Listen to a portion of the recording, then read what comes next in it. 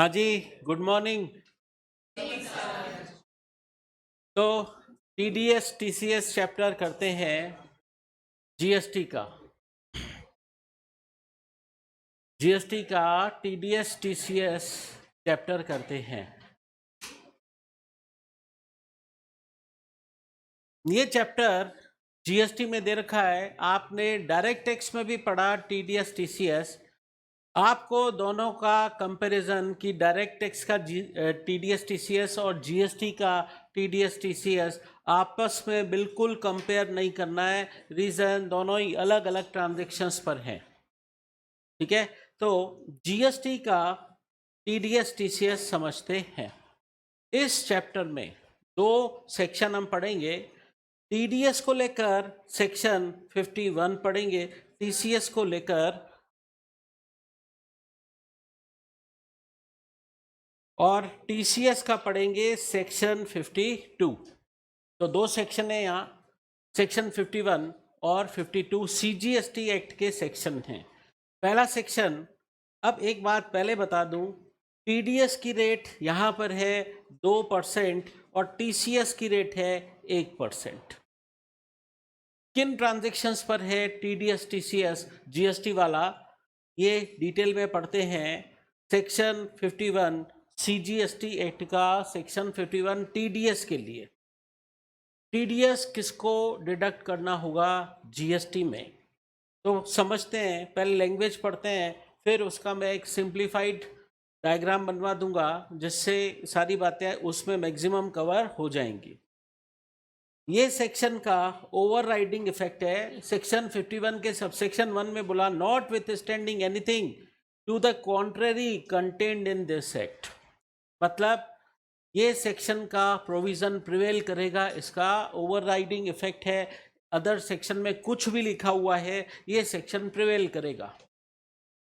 The government में mandate, मतलब government कुछ लोगों के लिए मैंडेटरी कर सकती है कि वो टीडीएस डिडक्ट करे।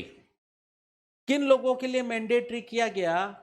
डिपार्टमेंट और establishment of central government, state government, मतलब गवर्नमेंट ऑफिसेस के लिए, गवर्नमेंट डिपार्टमेंट्स के लिए मैंडेटरी किया गया कि वो टीडीएस डिडक्शन करे। एक्सेप्ट मिनिस्ट्री ऑफ डिफेंस, रक्षा मंत्रालय के लिए मैंडेटरी नहीं है टीडीएस के प्रोविजंस, बाकी सारे गवर्नमेंट डिपार्टमेंट को मैंडेटरीली अप्लीकेबल होंगे। इसके अलावा लोकल अथॉरिटी को टीडीएस डिडक्ट करना होगा, गवर्नमेंट एजेंसीज को टीडीएस डिडक्ट करना होगा, या गवर्नमेंट कुछ पर्सन्स की कैटेगरी को नोटिफाई करेगी जीएसटी काउंसिल की रिकमेंडेशन पर, फिर वो नोटिफाइड पर्सन्स को भी टीडीएस डिडक्ट करना होगा। तो गवर्नमेंट ने नोटिफिकेशन इशू किया, गवर्नमेंट ने बोला था नोटिफिकेशन इशू करके बताएंगे, तो नोटिफिकेशन इशू किया कि कोई अथॉरिटी, बोर्ड और बॉडी है जो कि पार्लियामेंट और स्टेट लेजिस्लेचर के तहत एक्ट बनाकर सेटअप की गई है, शॉर्ट में हम इसको गवर्नमेंट बॉडी बोल दें, या जो डायरेक्टली गवर्नमेंट ने एस्टेब्लिश की है। तो बेसिकली ये पॉइंट तो हुआ एक तरीके से गवर्नमेंट बॉडी। इसमें गवर्नमेंट का स्टेक कम से कम 51% होना चाहिए, either by way of equity और कंट्रोल, या तो इसमें गवर्नमेंट का कंट्रोलिंग इंटरेस्ट कम से कम 51% हो, या गवर्नमेंट की इसमें इक्विटी होल्डिंग कम से कम 51% हो इस गवर्नमेंट बॉडी के अंदर। ये 51% का क्राइटेरिया इस पॉइंट नंबर 1 के लिए भी एप्लीकेबल है, 2 के लिए भी एप्लीकेबल है। तो कोई अथॉरिटी या बोर्ड या बॉडी सेटअप की गई पार्लियामेंट और स्टेट लेजिस्लेचर के किसी एक्ट के तहत, या गवर्नमेंट ने डायरेक्टली वो बॉडी एस्टेब्लिश कर ली और उसमें गवर्नमेंट का स्टेक कम से कम 51% है, तो वो भी टीडीएस डिडक्ट करने के लिए लायबल है। हम पढ़ रहे हैं एक तरीके से, ये सब है टीडीएस डिडक्टर की लिस्ट। इनको बोला गया है टीडीएस डिडक्टर, इनको टीडीएस काटना पड़ेगा। याद रखने के लिए आप ऐसे कर सकते हो कि गवर्नमेंट ने ऐसे बोला है कि गवर्नमेंट ऑफिसेस को टीडीएस डिडक्ट करना है। फिर इसके अलावा जो सोसाइटी गवर्नमेंट ने एस्टेब्लिश की है, सेंट्रल गवर्नमेंट, स्टेट गवर्नमेंट या लोकल अथॉरिटी ने एस्टेब्लिश की है, तो गवर्नमेंट की बनाई हुई society under society registration act 1860 के तहत, या जो पीएसयू हैं, पब्लिक सेक्टर अंडरटेकिंग्स, ये सब टीडीएस डिडक्टर हैं। गवर्नमेंट ने इतनी लंबी चौड़ी लिस्ट दी है कि ये सब टीडीएस डिडक्टर हैं, इनको टीडीएस डिडक्ट करना होगा। तो शॉर्ट में मैं बोल दूं, government office, government body, public sector undertakings, ये टीडीएस डिडक्टर की गवर्नमेंट ने लिस्ट दी है, इनको टीडीएस डिडक्ट करना होगा। कितना डिडक्ट करना होगा? टीडीएस डिडक्ट करना होगा, ये बात सीजीएसटी एक्ट में लिखी हुई है, तो ये 1% जो बोला जा रहा है ये सीजीएसटी है, और उसके इक्विवेलेंट 1% एसजीएसटी या यूटीजीएसटी भी लगेगा। बट फाइनल रेट क्या हुई फिर? 2%। इसलिए मैंने शुरू में ही बोल दिया आपको कि टीडीएस जो है वो 2% की रेट से काटा जाएगा, आधा 1% सीजीएसटी, आधा 1% एसजीएसटी या यूटीजीएसटी। लेकिन अगर वो इंटर स्टेट सप्लाई वाला ट्रांजैक्शन हुआ तो पूरा का पूरा 2% आईजीएसटी लगेगा। ठीक है, तो 2% आईजीएसटी लगेगा अगर वो ट्रांजैक्शन इंटर स्टेट सप्लाई हुआ तो ये टीडीएस डिडक्टर, या हम कहें गवर्नमेंट ऑफिस किसी को पेमेंट कर रहा है या क्रेडिट कर रहा है, किसको क्रेडिट कर रहा है? सप्लायर को पेमेंट कर रहा है या क्रेडिट कर रहा है? पेमेंट करते वक्त या क्रेडिट करते वक्त तो सप्लायर को टीडीएस डिडक्शन करना होगा। यहां पर डायरेक्ट टैक्स की तरह नहीं है कि पेमेंट और credit whichever is earlier नहीं लिखा है, या तो पेमेंट के टाइम पर टीडीएस काट दो, या उस सप्लायर को जब क्रेडिट कर रहे हो एट दैट टाइम टीडीएस काट लो, अर्लियर नहीं लिखा है। ठीक है, तो जो सप्लायर है उसका टीडीएस काटा जा रहा है तो उसे हम बोलेंगे डिडक्टी। सप्लायर क्या सप्लाई कर रहा है, उसकी total value of taxable supply, उसकी total value of taxable supply under a contract exceed हो रही है 2.5 लाख रुपए को। सप्लायर जो टैक्सेबल सप्लाई कर रहा है उस टैक्सेबल सप्लाई की वैल्यू 2.5 लाख रुपए को एक्सीड कर रही है अंडर ए कॉन्ट्रैक्ट। तो इस बात को हम कैसे लिखकर समझते हैं? मैंने बोला कि जीएसटी में 2 पार्टीज होती हैं, सप्लायर और रेसिपिएंट। सप्लायर और रेसिपिएंट। सप्लायर कोई सप्लाई कर रहा है रेसिपिएंट को, और उसकी वैल्यू ऑफ टैक्सेबल सप्लाई, उसकी value of taxable supply under a contract, under a contract exceed कर रही है ₹2,50,000 को, 2.5 लाख रुपए को एक्सीड कर रही है। तो सप्लायर, मतलब सप्लायर क्या कर रहा है? एक सप्लायर कॉन्ट्रैक्टर हुआ, सप्लायर हुआ आपका एक तरीके से मैं बोलूँ कॉन्ट्रैक्टर, जिसको गवर्नमेंट ऑफिस ने कॉन्ट्रैक्ट दिया है वो सप्लायर है, कॉन्ट्रैक्टर। और रेसिपिएंट है कोई गवर्नमेंट ऑफिस।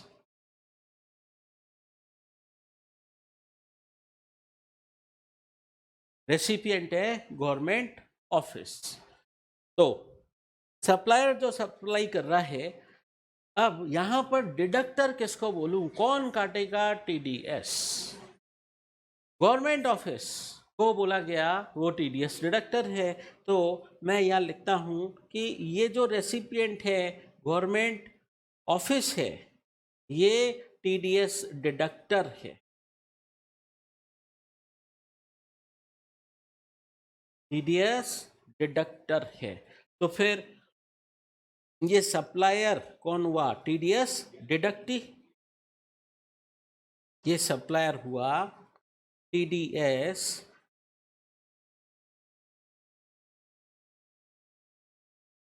डिडक्टिव। ठीक है, कितना टीडीएस काटा जाएगा? मैंने बोला टीडीएस की रेट इस केस में रहेगी आपकी TDS at the rate of 2%। अब हम समझते हैं। अब आप बोलोगे सर सप्लायर जो है वो रेसिपिएंट को सप्लाई कर रहा है तो सप्लायर इनवॉइस इशू करेगा, सप्लायर रेसिपिएंट को इनवॉइस इशू करेगा, उसमें वो सप्लायर भी तो रेसिपिएंट से जीएसटी चार्ज कर रहा होगा। बताइए, क्या सप्लायर रेसिपिएंट को अपना बिल इशू करेगा? अब इस बात को थोड़ा सा प्रैक्टिकल वे में समझते हैं। मान लीजिए एक सड़क बनाने वाला ठेकेदार है, सड़क बनाने वाला ठेकेदार है, उसको government office JDA Jodhpur development authority से ठेका मिला कि हमें सड़क बना के दो। अगर वो सप्लायर जेडीए को सड़क बनाकर दे रहा है और कॉन्ट्रेक्चुअल वैल्यू उस कॉन्ट्रैक्ट में 2.5 लाख रुपए को एक्सीड कर रही है, तो जेडीए इसका पेमेंट सप्लायर कॉन्ट्रैक्टर को करते वक्त 2% टीडीएस डिडक्ट करेगा। समझे बात? तो डिडक्टिव ये है। अब इधर सप्लायर जो है, सड़क बनाने वाला ठेकेदार, वो अपना बिल इशू करेगा। उस बिल के अंदर वो वैल्यू ऑफ सप्लाई लिखेगा। वैल्यू ऑफ सप्लाई है सपोज 10 लाख, उस पे वो जीएसटी लगाएगा। बताइए सप्लायर जीएसटी लगाएगा या नहीं? सप्लायर सप्लाई कर रहा है, टैक्सेबल सप्लाई कर रहा है, तो सप्लायर भी तो जीएसटी चार्ज करेगा। वो होगा 18%। कितना? 10 लाख का 18% 1,80,000। बिल इशू किया कितने का? 11,80,000 का। अब बताइए, इस केस में रेसिपिएंट यानी गवर्नमेंट ऑफिस कितना टीडीएस के नाम से डिडक्ट करके गवर्नमेंट को कितना जमा कराएगा? बताइए, क्या 11,80,000 पर 2% टीडीएस कटेगा या 10 लाख पर ही 2% टीडीएस कटेगा? वैल्यू टैक्सेबल ये है। वैल्यू ऑफ टैक्सेबल सप्लाई क्या है? टैक्स जुड़ के जो वैल्यू आती है वो इनवॉइस वैल्यू होती है, और टैक्स जुड़ने से पहले जो वैल्यू होती है वो वैल्यू ऑफ टैक्सेबल सप्लाई होती है। टीडीएस 2% किसका काटना है? वैल्यू ऑफ टैक्सेबल सप्लाई का, 10 लाख का। ठीक है, तो टीडीएस इस 10 लाख पे कटेगा 2%। तो रेसिपिएंट यानी गवर्नमेंट ऑफिस 10 लाख पर 2% टीडीएस काटेगा। कितना हुआ? 20,000। ये 20,000 ये गवर्नमेंट को पे कर देगा।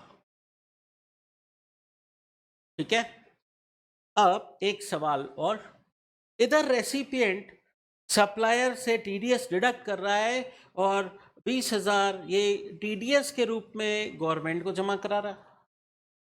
ठीक है, अब इधर सप्लायर की पोजीशन देखिए, सप्लायर ने भी तो अपने इनवॉइस में 1,80,000 चार्ज किया जीएसटी के नाम से। तो क्या ये सप्लायर भी गवर्नमेंट को ये 1,80,000 रेसिपिएंट से चार्ज करके गवर्नमेंट को जमा कराएगा? यस। तो सप्लायर भी गवर्नमेंट को जीएसटी डिपॉजिट कराएगा। कितना? 1,80,000। अब मुझे बताइए, जो रेसिपिएंट है गवर्नमेंट ऑफिस इस सप्लायर से काम करवा रहा है, सड़क बनवा रहा है, तो ये गवर्नमेंट ऑफिस सप्लायर को पेमेंट करेगा। अब बताइए, payment in hand recipient supplier को कितना करेगा? देखिए,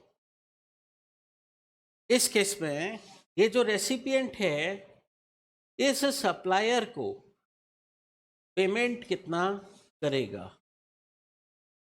बताइए, सप्लायर ने 1,80,000 जीएसटी के नाम का चार्ज किया है, वो तो सप्लायर को पेमेंट करना ही पड़ेगा जीएसटी का। प्लस मेन वैल्यू क्या थी? 10 लाख। 10 लाख में से 20,000 टीडीएस डिडक्ट कर लिया, तो टीडीएस डिडक्ट करने के बाद कितना पेमेंट करेंगे? मतलब 10 लाख में से 20,000 टीडीएस डिडक्ट हो गया, तो इसका मतलब रेसिपिएंट गवर्नमेंट ऑफिस कितना पे करेगा सप्लायर को? 11,60,000 का पेमेंट करेगा। ठीक है। अब अगला सवाल मेरा कि जो रेसिपिएंट ने टीडीएस काटा 20,000, सप्लायर का 20,000 टीडीएस काटा, इसकी क्रेडिट किसको मिलेगी? टीडीएस किसका काटा गया है? सप्लायर का काटा गया है। किसने काटा है? रेसिपिएंट ने काटा है। क्रेडिट किसको मिलेगी? सप्लायर को मिलेगी जिसका टीडीएस कटा है। ठीक है, तो सप्लायर को टीडीएस की क्रेडिट मिलेगी 20,000 की, लेकिन एक खास बात, हम बोलने को तो बोल देते हैं कि ये 10,000 की क्रेडिट मिलेगी सप्लायर को, लेकिन पढ़ने से लगता है अच्छा सप्लायर को क्रेडिट मिलेगी 20,000 की, तो लगता है सुनने में कि सप्लायर के ये इलेक्ट्रॉनिक क्रेडिट लेजर में 20,000 चला जाएगा। क्रेडिट मिलेगी तो सप्लायर के कहाँ जाएगा? सप्लायर के 2 लेजर जीएसटी की पोर्टल पर मेंटेन होंगे, electronic cash ledger, electronic credit ledger. तो ये क्रेडिट अगर उसको मिलेगी तो उसके कौन से लेजर में जाएगी? अब ध्यान से सुनना, हालांकि ये टीडीएस की क्रेडिट है, लगता है कि ये इलेक्ट्रॉनिक क्रेडिट लेजर में जानी चाहिए, लेकिन ये इलेक्ट्रॉनिक कैश लेजर में जाएगी। क्यों?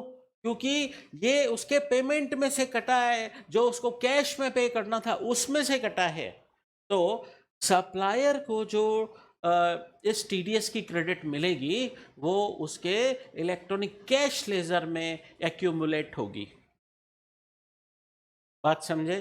तो यहां हम कमेंट करते हैं कि supplier will get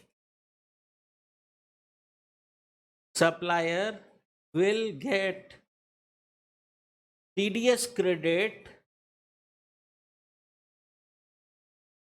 of rupees 20,000 in his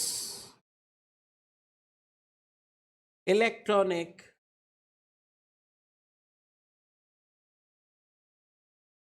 cash laser। Supplier को ये क्रेडिट उसके इलेक्ट्रॉनिक कैश लेजर में मिलेगी।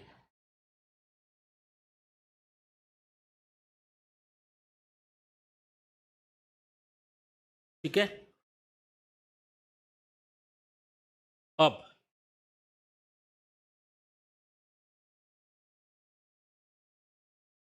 हो गया? चलिए,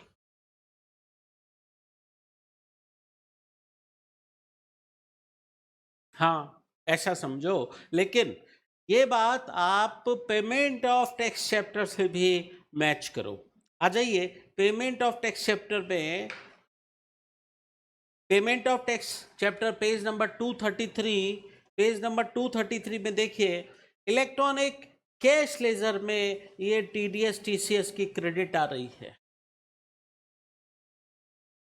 इलेक्ट्रॉनिक कैश लेजर में ये टीडीएस टीसीएस की क्रेडिट सप्लायर के इलेक्ट्रॉनिक कैश लेजर में रिफ्लेक्ट होगी, ये टीडीएस टीसीएस की क्रेडिट। ठीक है, अब तो हमने बोला कि गवर्नमेंट ऑफिस रेसिपिएंट है, रेसिपिएंट सप्लायर का टीडीएस डिडक्ट करे। अगर जो सप्लायर रेसिपिएंट को सप्लाई दे रहा है, वैल्यू ऑफ टैक्सेबल सप्लाई अगर 2.5 लाख रुपए को एक्सीड करता है, और ये 2.5 लाख रुपए पूरे साल का नहीं है, पूरे फाइनेंशियल ईयर का नहीं है, वो एक पर्टिकुलर ए कॉन्ट्रैक्ट की वैल्यू है। क्या लिखा है? Under a contract. ठीक है, तो वो एक कॉन्ट्रैक्ट की वैल्यू है अंडर ए कॉन्ट्रैक्ट। ठीक है, अगर उस सड़क बनाने वाले ठेकेदार को जेडीए ने साल भर में 5 कॉन्ट्रैक्ट दिए और हर कॉन्ट्रैक्ट की वैल्यू 10 लाख ही थी, नहीं 2 लाख ही थी, 5 और टोटल पेमेंट 10 लाख बना, लेकिन कॉन्ट्रैक्ट वैल्यू 2 लाख 2 लाख 2 लाख 2 लाख ऐसे थी, तो क्या जेडीए ये सड़क बनाने का काम करवाने के लिए ठेकेदार को 2 लाख का ही पेमेंट हुआ एक कॉन्ट्रैक्ट का, तो टीडीएस काटेगा क्या? नहीं, क्योंकि कॉन्ट्रैक्ट की वैल्यू देखेंगे अंडर ए कॉन्ट्रैक्ट वर्ड लिखा है, ठीक है। अब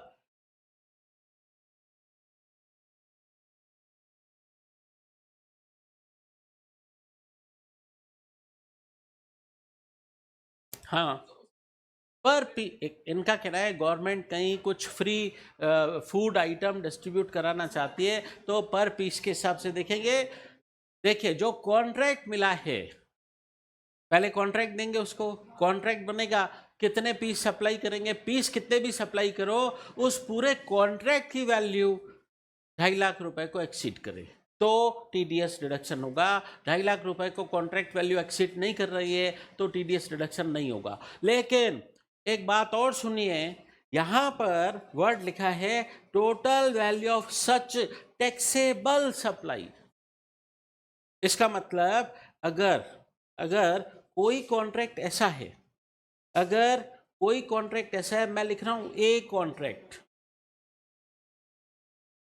अगर कोई कॉन्ट्रैक्ट ऐसा है जिसमें एग्जेम्प्ट सप्लाई भी है और टैक्सेबल सप्लाई भी है, एग्जेम्प्ट सप्लाई भी है और टैक्सेबल सप्लाई भी है, और कॉन्ट्रैक्ट टोटल कॉन्ट्रैक्ट वैल्यू है सपोज 3 लाख, लेकिन उसमें एग्जेम्प्ट सप्लाई की वैल्यू 2.5 लाख है और टैक्सेबल सप्लाई की वैल्यू 50,000 ही है। बताइए, रेसिपिएंट सप्लायर का टीडीएस डिडक्ट करेगा या नहीं? हमें सिर्फ टैक्सेबल सप्लाई की वैल्यू देखती है अंडर ए कॉन्ट्रैक्ट, ठीक है।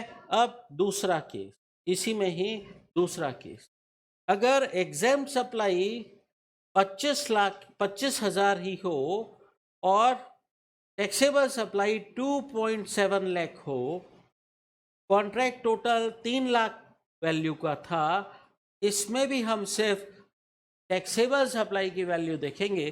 बट इस केस में 2,50,000 से एक्सीड हो रहा है। पहले केस में क्या था, टैक्सेबल सप्लाई की वैल्यू 2.5 लाख से ज़्यादा नहीं थी, इस केस में टीडीएस नहीं कटेगा।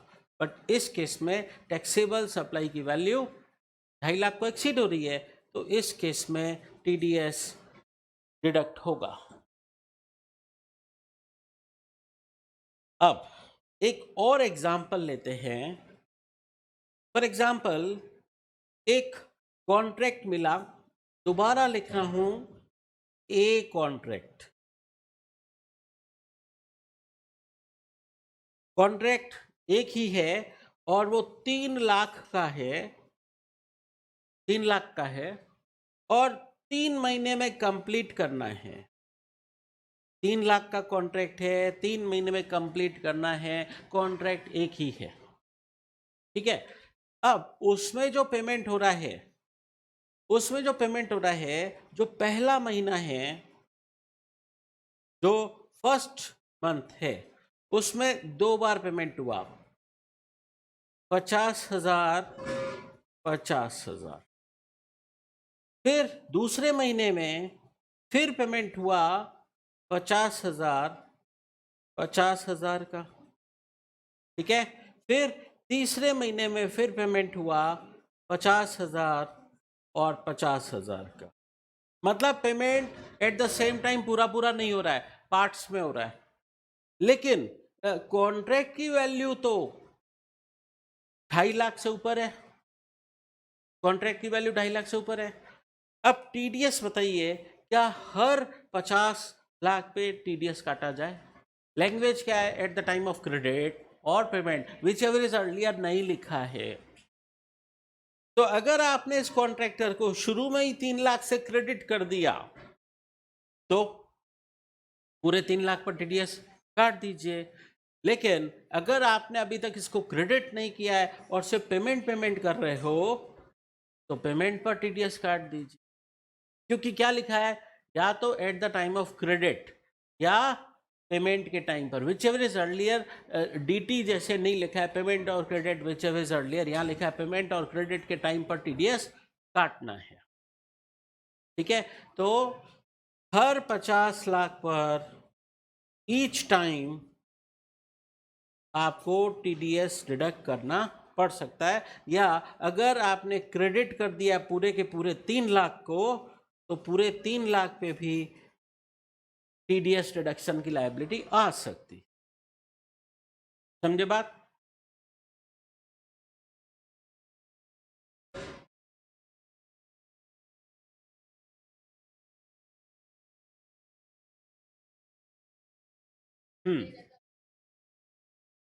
अब इन्होंने बोला ये पहला महीना जो है वो फरवरी है और दूसरा महीना मार्च है, ठीक है, और तीसरा महीना अप्रैल है।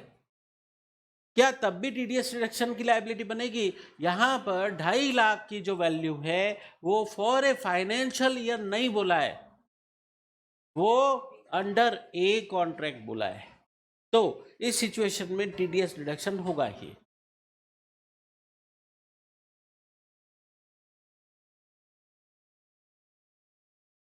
हाँ, ये भले ही अप्रैल नेक्स्ट फाइनेंशियल ईयर में जा रहा है, मैं तो ऐसे भी कर सकता हूं कि इस ठेकेदार को पूरे 3 लाख से क्रेडिट कर दूं और पूरे 3 लाख पर टीडीएस एक ही टाइम पर काट दूं। हाँ, और अगर पेमेंट पे काटा तो भी चलेगा। इन पे पेमेंट जब किया तब काट लिया, ये पेमेंट जब किया तब काट लिया, और अप्रैल में ये पेमेंट नेक्स्ट ईयर में हुए तब काट लिया। ठीक है, तो गवर्नमेंट ने फ्लेक्सिबिलिटी दी है कि क्रेडिट और पेमेंट कभी भी काट लो आप टीडीएस। फिर अब एक बहुत खास बात पढ़ने जा रहे हैं। यहाँ एक प्रोविजो दे रखा है, हालांकि उस प्रोविजो को मैं बाद में डिटेल में बात करूंगा, बट एक बार पढ़ लेते हैं कि इस सेक्शन 51 सब सेक्शन 1 में क्या प्रोविजो दिया है। कह रहे हैं टीडीएस डिडक्शन नहीं करेंगे, TDS deduction shall not be made, नहीं करेंगे। अब जो वर्ड दे रखे हैं ढंग से सुनिए। लोकेशन ऑफ सप्लायर LOS और place of supply POS। Location of supplier LOS POS is in A state और यूनियन टेरिटरी। LOS POS एक ही स्टेट में, which is different from the state or union territory of registration of recipient। क्या बोल रहे हैं? Recipient को TDS काटना है, सप्लायर का, रेसिपिएंट का अलग स्टेट है जहां उसने रजिस्ट्रेशन कराया है। ठीक है, फॉर एग्जाम्पल रेसिपिएंट गुजरात का है, इसलिए उसने गुजरात स्टेट में रजिस्ट्रेशन करा रखा है। ठीक है, और इधर जो ठेकेदार है वो उसका लोकेशन राजस्थान का है, और प्लेस ऑफ सप्लाई मतलब वो काम जो कर रहा है, प्लेस ऑफ सप्लाई अपनी सर्विस जो दे रहा है, सप्लाई जो कर रहा है वो राजस्थान में ही कर रहा है। मतलब LOS POS सेम स्टेट में, लेकिन जो सर्विस लेने वाला रेसिपिएंट है वो दूसरे स्टेट का है। तो बताइए वो दूसरे स्टेट वाला रेसिपिएंट इस सप्लायर का टीडीएस काटेगा या नहीं? यहां कह रहे नहीं काटेगा, ऐसा लिखा है। इसका क्या लॉजिक है हम डिटेल में बात करेंगे। ठीक है, तो एक तरीके से मैंने क्या बोला, एक तरीके से मैंने ये बोला यहां पर कि LOS POS मैंने बोला स्टेट, फॉर एग्जाम्पल राजस्थान में, लेकिन जो ये रेसिपिएंट की लोकेशन है उसका रजिस्ट्रेशन कहाँ का ले रखा है? गुजरात का, स्टेट गुजरात।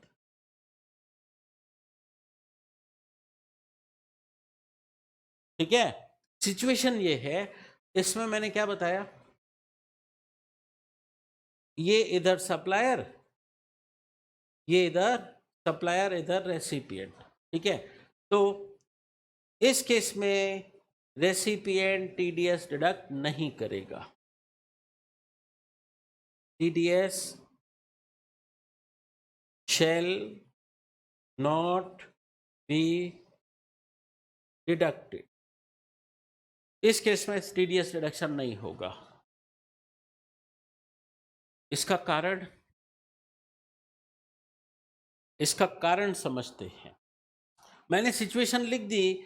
सेक्शन 51 सबसेक्शन 1 में प्रोविजो दे रखा है कि इस केस में TDS डिडक्शन नहीं होगा।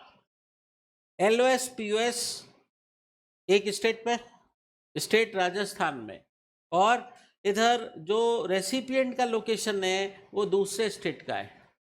ठीक है, तो इस केस में TDS डिडक्ट नहीं करेंगे। आपने समझ तो लिया, लेकिन लॉजिक समझते हैं ऐसा है क्यों?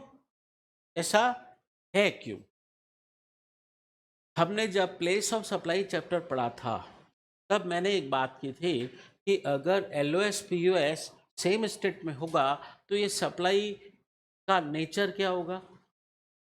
ये सप्लाई इंट्रा स्टेट सप्लाई होगी। तो अगर मैं कह रहा हूं ये दोनों सेम स्टेट में हैं राजस्थान में, तो आपका सप्लाई का नेचर क्या हुआ? इंट्रा स्टेट सप्लाई हुआ। बताइए, इंट्रा स्टेट सप्लाई है तो इस पे क्या लगना चाहिए? CGST SGST लगना चाहिए। तो मैं लिखता हूं इस पर CGST SGST लगना चाहिए। अब मेरे को एक बात बताओ, SGST कौन से स्टेट का लगना चाहिए? SGST कौन से स्टेट का लगना चाहिए? बोलो। राजस्थान का लगना चाहिए। ठीक है, अब मैं इधर SGST के पास लिखता हूं राजस्थान का SGST लगना चाहिए। अब अगर हम बोलें कि रेसिपिएंट आप TDS काट दो, तो वो TDS कौन सा काटेंगे? वो बोलेंगे हाँ इंट्रा स्टेट सप्लाई है ना, हम क्या TDS के रूप में क्या काटे? आधा CGST, आधा SGST। लेकिन सप्लायर का अब एक आर्गुमेंट है, ध्यान से सुने। इधर ये रेसिपिएंट का एक आर्गुमेंट है। रेसिपिएंट का कहना है मेरा रजिस्ट्रेशन गुजरात का है। रेसिपिएंट का आर्गुमेंट है मेरा रजिस्ट्रेशन गुजरात का लिया हुआ है, तो इधर मैं SGST चार्ज करूंगा, वो गुजरात का चार्ज करूंगा।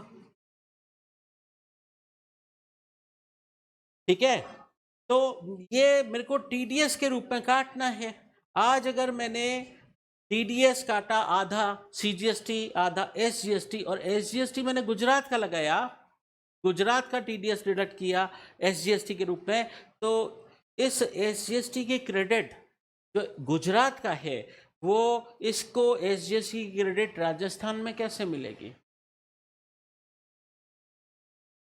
SGST गुजरात की क्रेडिट SGST राजस्थान के लिए क्यों मिलेगी? लॉजिक समझे? इस वजह से बोला गया इस सिचुएशन में TDS डिडक्ट ही नहीं किया जाए, नहीं तो झमेला हो जाएगा। क्लियर है?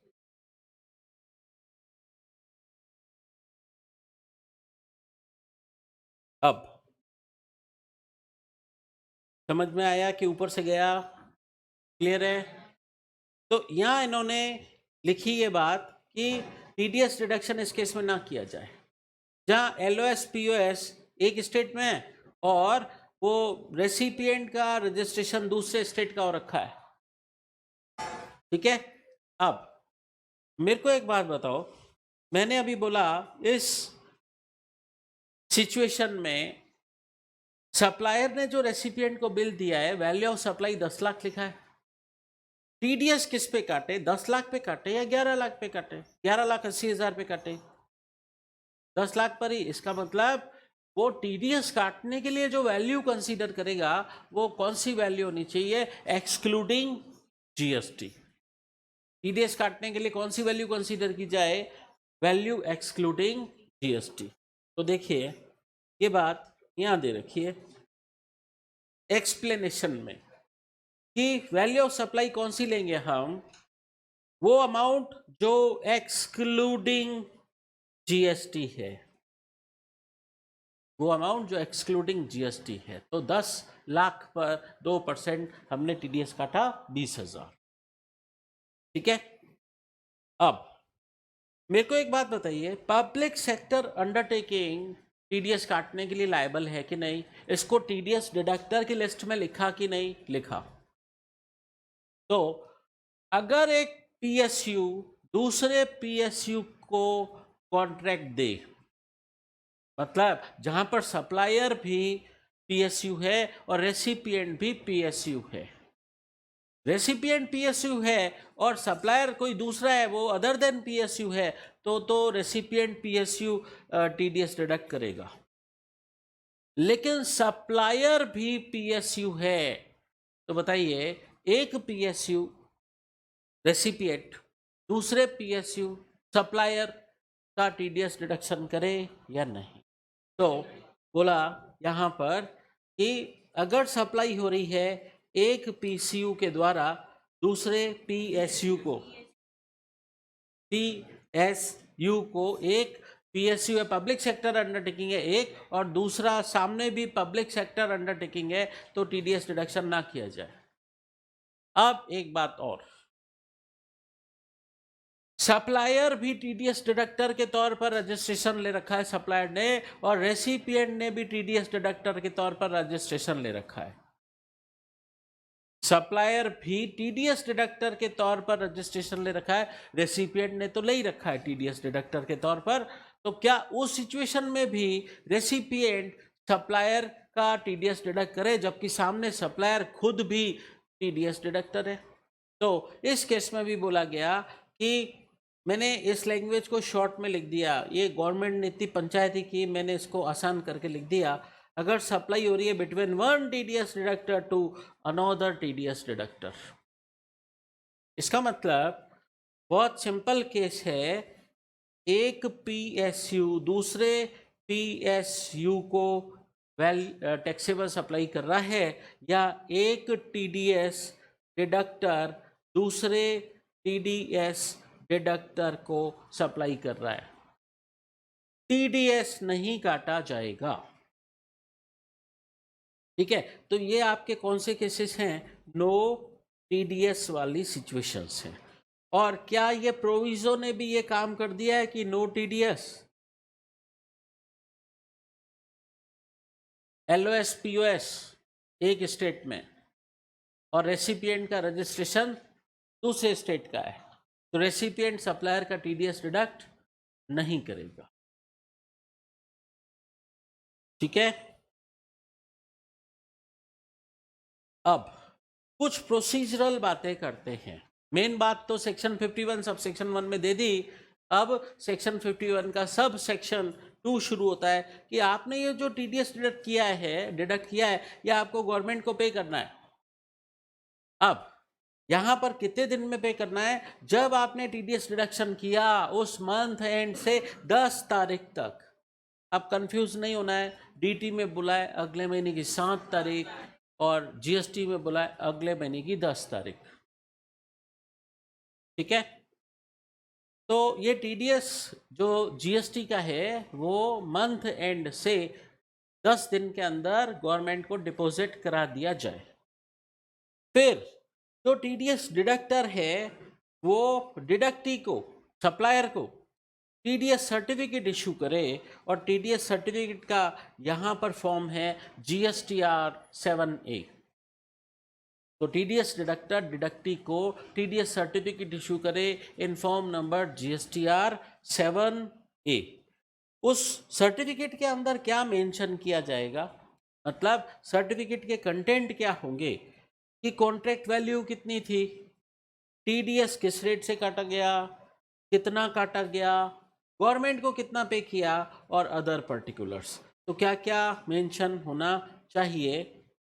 टीडीएस सर्टिफिकेट नंबर मेंशन होना चाहिए, डिडक्टर का जीएसटीएन नंबर होना चाहिए, उसका डिडक्टर का नाम होना चाहिए। अब यहाँ करेक्शन करें, ये जो जीएसटीएन नंबर है ये डिडक्टी का, इधर डिडक्टी करें, डिडक्टर का जीएसटीएन नंबर आ चुका है, ये डिडक्टी का उस टीडीएस सर्टिफिकेट पे लिखा जाए और डिडक्टी का लीगल नेम और ट्रेड नेम दोनों लिखा जाए। मैंने बताया था लीगल नेम और ट्रेड नेम में क्या डिफरेंस है। मैंने वहाँ बताया था कि मिस्टर राम ने एक सोल प्रोप्राइटरी फर्म ओपन की, उसका नाम रखा उसने प्रिया एंटरप्राइजेस। तो इस बिजनेस का लीगल नेम तो मिस्टर राम रहेगा और ट्रेड नेम क्या रहेगा, प्रिया एंटरप्राइजेस। तो दोनों लिखने पड़ेंगे, ठीक है। फिर किस टैक्स पीरियड से रिलेटेड टीडीएस डिडक्ट हुआ और उसका जीएसटीआर 7 आगे उसका स्टेटमेंट फाइल करना पड़ेगा। डिटेल ऑफ सप्लाई क्या, वैल्यू ऑफ टैक्सेबल सप्लाई क्या थी, टीडीएस अमाउंट कितना था, ये सब आपको टीडीएस सर्टिफिकेट के अंदर लिखा जाए। ये बात डिपॉजिट की हुई, ये बात सर्टिफिकेट की। अब टीडीएस डिडक्टर को जीएसटीआर 7 फाइल करना पड़ेगा। ये है TDS statement. TDS deductor TDS statement file करे इन जीएसटीआर 7। तो एक मिनट, इधर जैसे ही डिडक्टर जीएसटीआर 7 फाइल करेगा, बात सुनिए, डिडक्टर ने इधर से जीएसटीआर 7 फाइल किया, डिडक्टर के जीएसटीआर 7 फाइल करते ही वो क्रेडिट डिडक्टी के इलेक्ट्रॉनिक कैश लेजर में आ जाएगी। तो जैसे ही इधर यहाँ पर डिडक्टर ने जीएसटीआर 7 फाइल किया, डिडक्टी को टीडीएस की क्रेडिट कहाँ मिलेगी, इलेक्ट्रॉनिक कैश लेजर में, ठीक है। वो उसके इलेक्ट्रॉनिक कैश लेजर में रिफ्लेक्ट होगी। अब कोई बोले टीडीएस डिडक्टर ने टीडीएस डिडक्ट तो किया, गवर्नमेंट को डिपॉजिट नहीं किया, तो क्या कॉन्सिक्वेंसेस होंगे।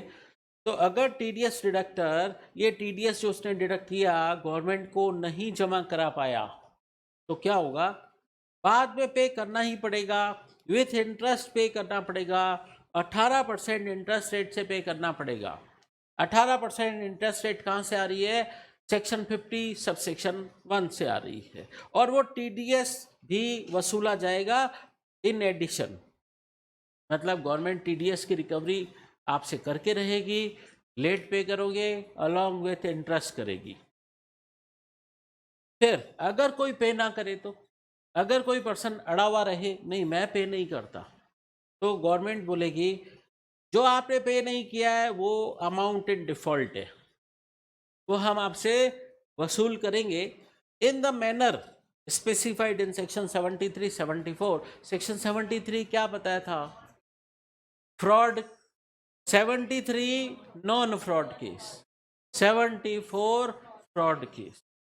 दोबारा लिख दो, 74 है आपका फ्रॉड केस, फ्रॉड केस, और 73 है आपका नॉन फ्रॉड केस।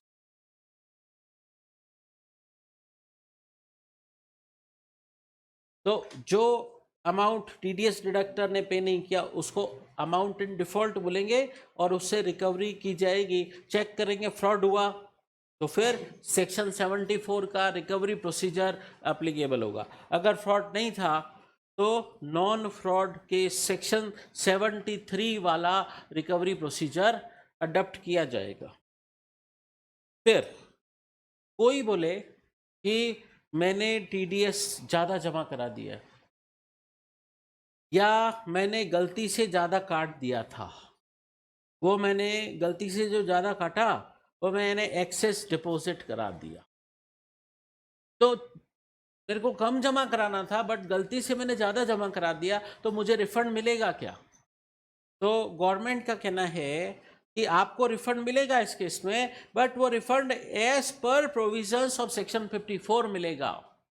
जीएसटी में एक अलग से चैप्टर होता है रिफंड का, सेक्शन 54, तो उस सेक्शन 54 के प्रोसीजर के हिसाब से रिफंड मिलेगा, ठीक है। अच्छा, वो देखते वक्त से मतलब सेक्शन 54 में क्या चेक करते हैं, principle of natural justice and unjust enrichment unjust enrichment का सुना, डॉक्ट्रिन ऑफ अनजस्ट एनरिचमेंट, ठीक है। ये पैसा अगर आप रिफंड के तौर पे ले रहे हो तो जिस पर्सन का टीडीएस डिडक्ट किया था उसको वापस दे देना, अगर उससे ज़्यादा डिडक्ट किया है तो। अगर आपने उससे ज़्यादा डिडक्ट कर लिया और जमा करा दिया, अब आप रिफंड लेके अपनी जेब में मत डालना, दूसरे पर्सन का पैसे आपने काटा है तो फिर उसको रिफंड करना। अब यहां पर मेरे को एक बात बताइए, एक सिचुएशन डिस्कस करते हैं। टीडीएस डिडक्टर ने सप्लायर का ज़्यादा टीडीएस काट दिया, जमा भी करा दिया, और वो सप्लायर के इलेक्ट्रॉनिक कैश लेजर में अब रिफ्लेक्ट भी हो रहा है, ठीक है। सप्लायर के इलेक्ट्रॉनिक कैश लेजर में वो टीडीएस की क्रेडिट रिफ्लेक्ट भी हो रही है। बताइए, इस स्टेज पर आकर टीडीएस डिडक्टर गवर्नमेंट से रिफंड मांगे कि ये रिफंड मुझे दे दो, कारण मैंने ज़्यादा जमा करा दिया था। अरे ज़्यादा जमा करा दिया था, फिर आपने क्या किया, अपना GSTR 7 भी फाइल कर दिया। आपके GSTR 7 फाइल करते ही वो टीडीएस की क्रेडिट डिडक्टी के इलेक्ट्रॉनिक कैश लेजर में रिफ्लेक्ट हो रही है, अब वो वहाँ क्रेडिट दिख रही है। अब आप अब रिफंड मांग रहे हो तो रिफंड मिलना चाहिए क्या? नहीं। तो गवर्नमेंट बोल रही है इस केस में डिडक्टर को रिफंड नहीं मिलेगा। कौन से केस में? इफ द अमाउंट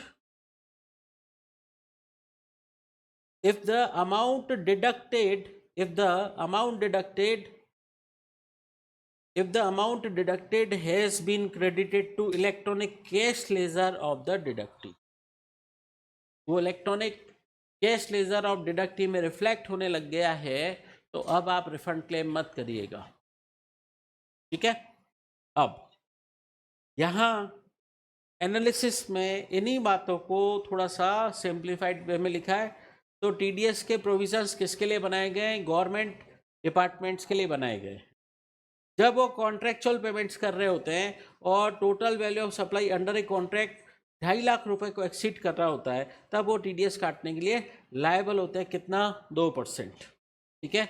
और ये गवर्नमेंट में वो डिपॉजिट कराएंगे, और डिपॉजिट कराने के बाद क्या होगा, वो कंसर्न सप्लायर के इलेक्ट्रॉनिक कैश लेजर में रिफ्लेक्ट होने लगेगा।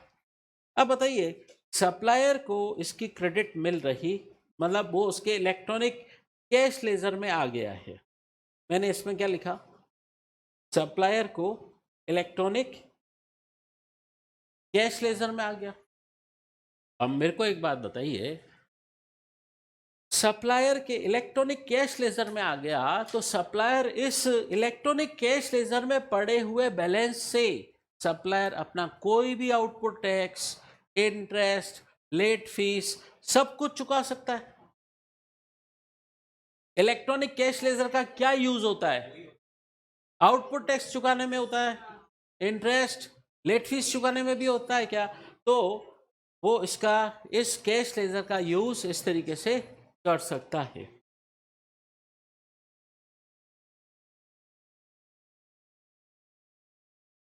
तो he can utilize this amount towards discharging his liability towards tax, interest, late fees, any other amount, ठीक है। अब पढ़ते हैं हम सिचुएशन लो टीडीएस वाली। हमने जो प्रोविजो पढ़ा था उसको लेकर बात करते हैं। हमने उधर क्या बोला? प्रोविजो के अंदर LOS, लोकेशन ऑफ सप्लायर, और POS सेम स्टेट में, लेकिन जो रेसिपिएंट का रजिस्ट्रेशन हो रखा है उसका स्टेट अलग है। तो इस सिचुएशन में टीडीएस डिडक्ट नहीं होना चाहिए, ठीक है। बट इसको हम और डिटेल में समझते हैं। अगर तीनों ही रेसिपिएंट और सप्लायर और इवन प्लेस ऑफ सप्लाई सब कुछ सेम स्टेट में, मतलब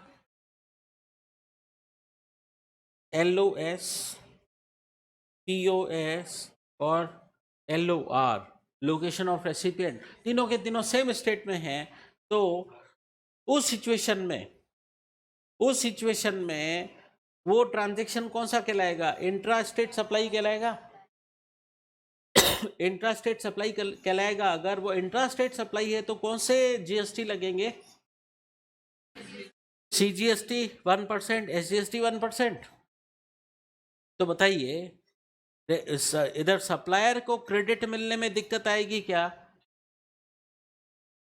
बताइए, सप्लायर को क्रेडिट मिलने में कोई दिक्कत नहीं आएगी, सप्लायर को क्रेडिट मिल ही जाएगी। ठीक है। अब एक और सिचुएशन, सप्लायर और प्लेस ऑफ सप्लाई अगर डिफरेंट स्टेट में होते हैं, मतलब अगर एलओएस और POS, LOS POS different state में होते हैं, तो ये कौन सा ट्रांजैक्शन होता है?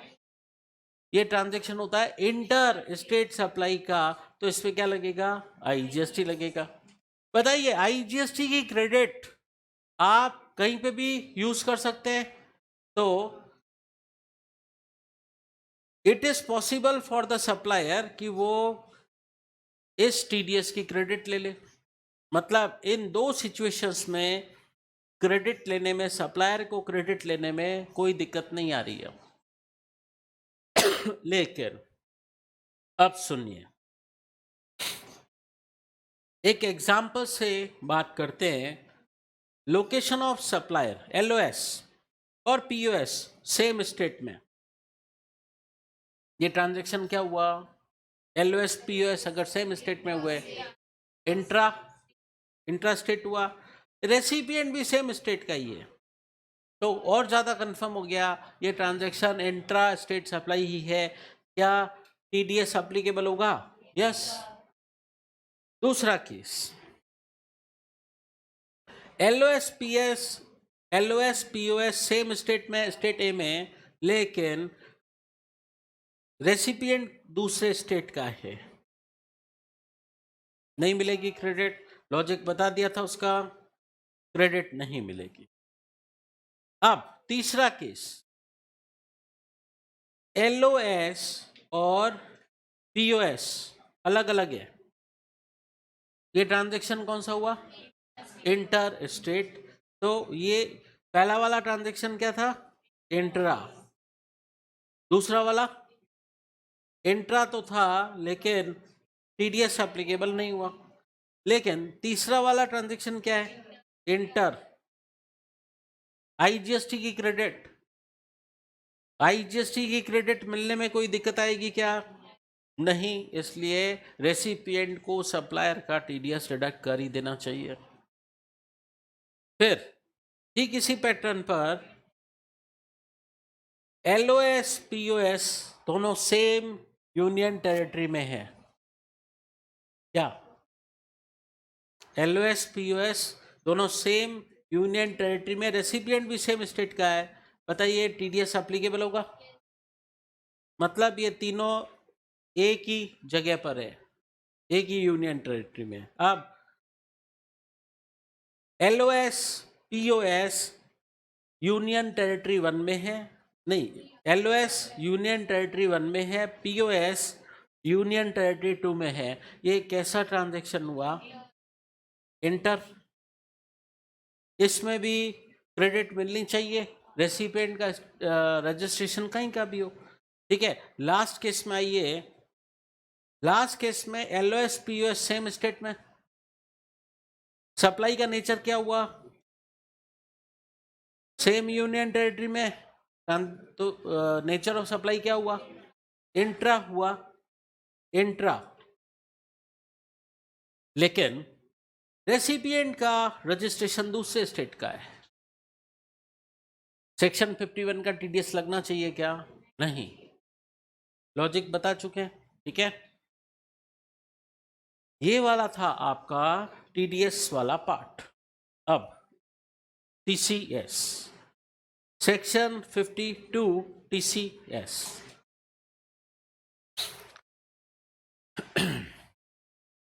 टीसीएस के लिए एक डायग्राम बनाएं, टीसीएस के लिए एक डायग्राम बनाएं। सप्लायर,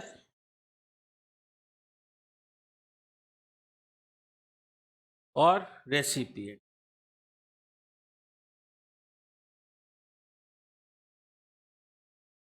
सप्लायर और रेसिपिएंट।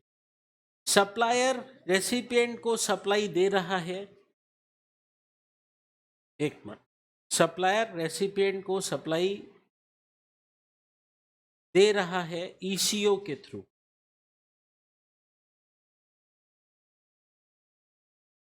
ठीक है, और जो कंसीडरेशन मिल रहा है, रेसिपिएंट कंसीडरेशन पहले ईसीओ को देता है। ठीक है, ये देखिए सप्लाई के ट्रांजैक्शन है।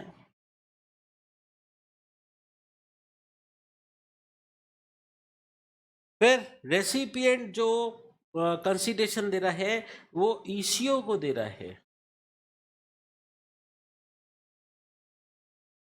फिर ईसीओ आगे वो कंसीडरेशन सप्लायर को पास ऑन कर रहा है। वो कंसीडरेशन सप्लायर को पास ऑन कर रहा है। इस सिचुएशन में ये ईसीओ इस सप्लायर से टीसीएस कलेक्ट करेगा। ठीक है, लेकिन एक ऐसी सिचुएशन जहां पर, ध्यान से सुने, रेसिपिएंट डायरेक्ट पेमेंट कर दे सप्लायर को, तो वहां पर टीसीएस के प्रोविजन अप्लीकेबल ही नहीं होंगे। टीसीएस के प्रोविजन अप्लीकेबल तभी होते हैं जब रेसिपिएंट ईसीओ के थ्रू कंसीडरेशन का पेमेंट करता है सप्लायर को। ईसीओ को पेमेंट एक बार मिल जाता है रेसिपिएंट से, फिर ईसीओ आगे वो कंसीडरेशन पास ऑन जहां करता है वहां पर ही टीसीएस के प्रोविजंस अप्लीकेबल होते हैं। तो मैंने जो सिचुएशन बोली, अगर रेसिपिएंट डायरेक्ट पेमेंट कर दे सप्लायर को तो उस सिचुएशन में टीसीएस अप्लीकेबल नहीं होगा। सप्लाई भले ईसीओ के थ्रू हो, कंसीडरेशन डायरेक्टली रेसिपिएंट ने सप्लायर को कर दिया, वहां पर टीसीएस अप्लीकेबल ही नहीं होगा। टीसीएस अप्लीकेबल तभी होता है जब रेसिपिएंट कंसीडरेशन पहले पेमेंट करता है ईसीओ को, और फिर ईसीओ वो कंसीडरेशन सप्लायर को पास ऑन करता है। ठीक है, एक और केस में टीसीएस के प्रोविजंस अप्लीकेबल नहीं होते हैं। अगर ये सप्लाई, ध्यान से सुनना, मैंने जीएसटी के 3rd चैप्टर में कराया था, ये ध्यान से सुनना जो बोल रहा हूं मैं। अगर सप्लायर ने रेसिपिएंट को ऐसी सप्लाई दी है जो सेक्शन 9(5) में नोटिफाइड है, वो आरसीएम नहीं है। देखिए मैंने तब बोला था, अगर सप्लायर रेसिपिएंट को ऐसी कोई सप्लाई दे रहा है जो सेक्शन 9(5) में नोटिफाइड है, 9(5) वाली नोटिफाइड सप्लाई पर ईसीओ इस सप्लाई का खुद मेन टैक्स गवर्नमेंट को पे करने के लिए लायबल हो जाएगा। चूंकि इस सप्लाई का मेन टैक्स ईसीओ खुद गवर्नमेंट को भरेगा, इसलिए इस ट्रांजेक्शन पर से टीसीएस नॉट एप्लीकेबल हो जाएगा, क्योंकि eco main tax, main GST government को इस पर दे रहा है। क्योंकि या तो ईसीओ मेन टैक्स गवर्नमेंट को देगा या उस पर टीसीएस के प्रोविजंस एप्लीकेबल होंगे। बात समझे?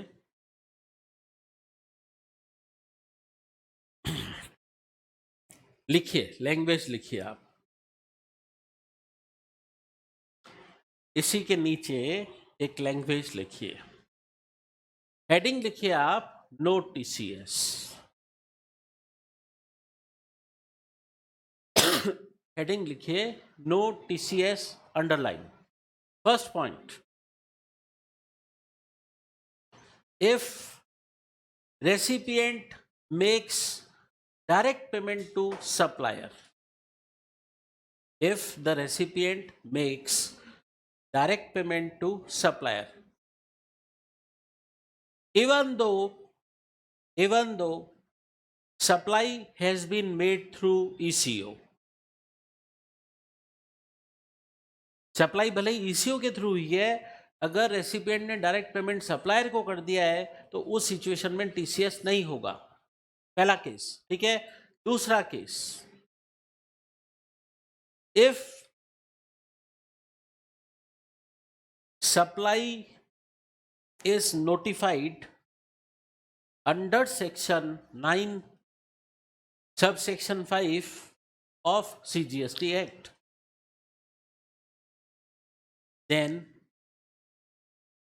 then ECO will deposit main tax. ECO will deposit main tax on this supply transaction, comma, hence he will not be liable,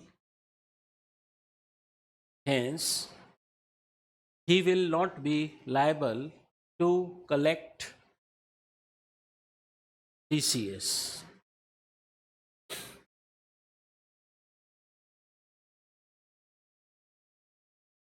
अब इस केस में मुझे बताइए, टीसीएस किससे कलेक्ट किया गया?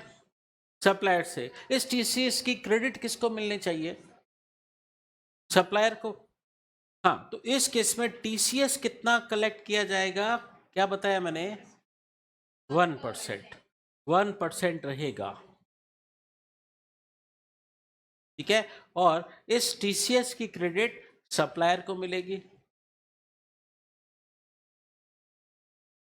Supplier will get TCS credit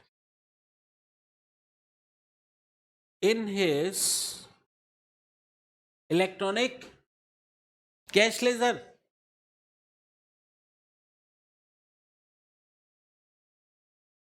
electronic cash ledger.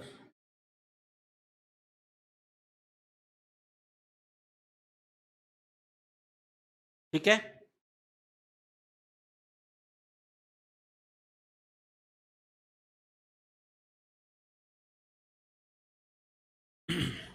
हो गया। चलिए, तो प्रोविजन समझते हैं। सेक्शन 52 है टीसीएस का।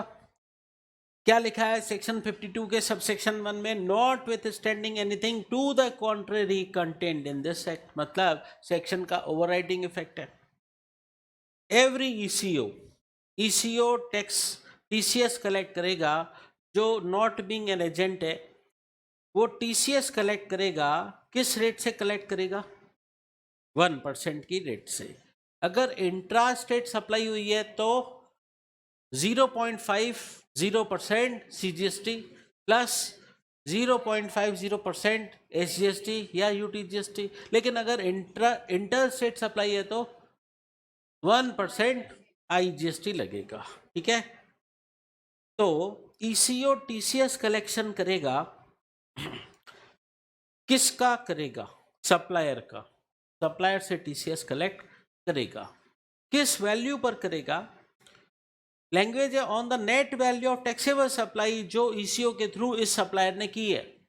जो सप्लायर ने ईसीओ के थ्रू सप्लाई की है उसकी नेट वैल्यू। देखिए, वैल्यू ऑफ टैक्सेबल सप्लाई अधिकतर क्या होता है? सेल्स। यहां बोल रहे हैं नेट वैल्यू। नेट वैल्यू से हम क्या मीनिंग निकालेंगे? सेल्स माइनस सेल्स रिटर्न, तब जाके net value of taxable supply आएगा। ठीक है, तो net value of taxable supply का 1% टीसीएस कलेक्ट करेगा eco. Eco will collect 1% TCS from supplier.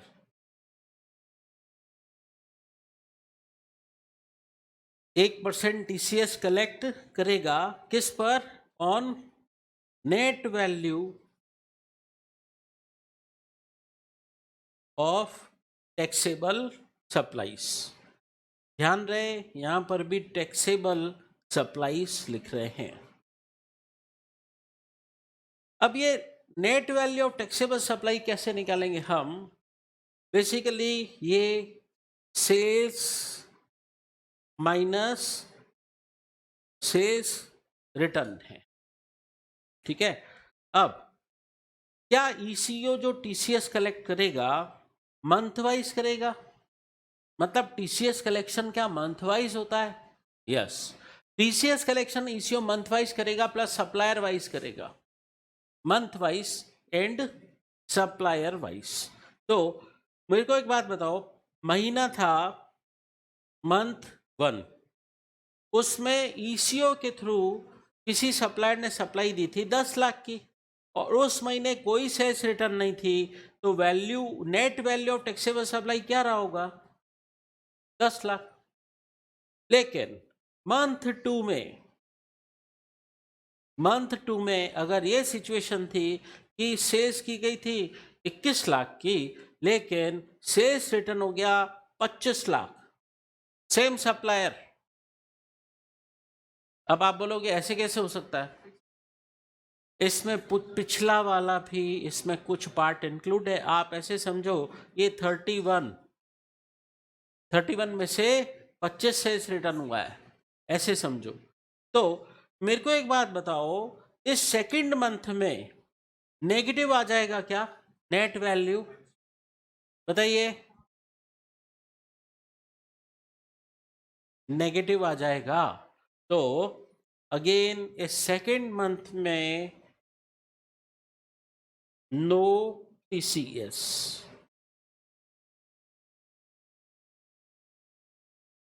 ठीक है। अब ये जो net value of taxable supply है क्या मंथ वाइज निकाली जाती है? Yes.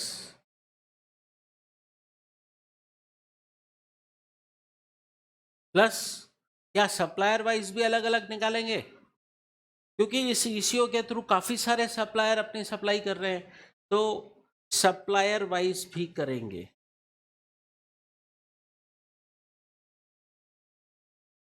Month wise and supplier wise,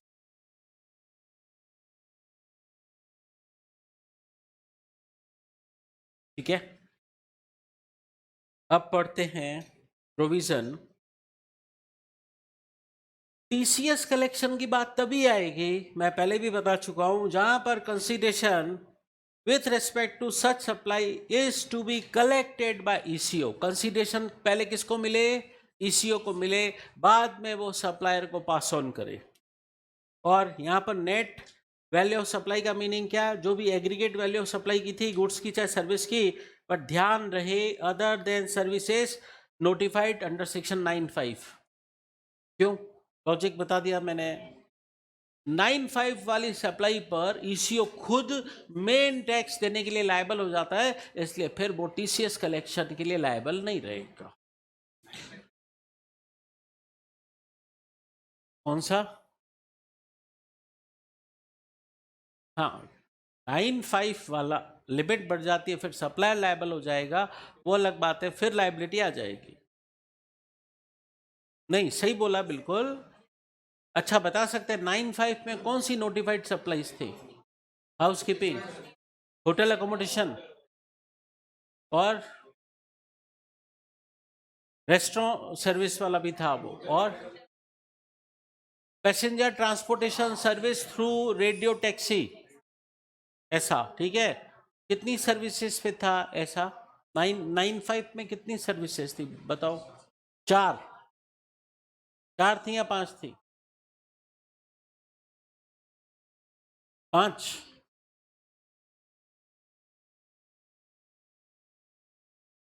4 थी। ये सब हमने 3rd चैप्टर में पढ़ा था, चार्ज ऑफ जीएसटी। 5 है? चलिए, वो रेस्टोरेंट वाली जो बाद में आई वो, ठीक है। तो मैंने बोला 9(5) वाली नोटिफाइड सर्विसेज पर टीसीएस कलेक्शन नहीं होगा, इसलिए लिख दिया other than services notified under section 9(5). फिर ये आपने जो सप्लाई की जिस पे टीसीएस कलेक्शन है, मेड ड्यूरिंग एनी मंथ, इससे साबित होता है कि टीसीएस ये जो कलेक्शन है मंथ वाइज होगा by all registered persons through ECO, जो ईसीओ के थ्रू सप्लाई कर रहे हैं, इसका मतलब सप्लायर वाइज भी होगा।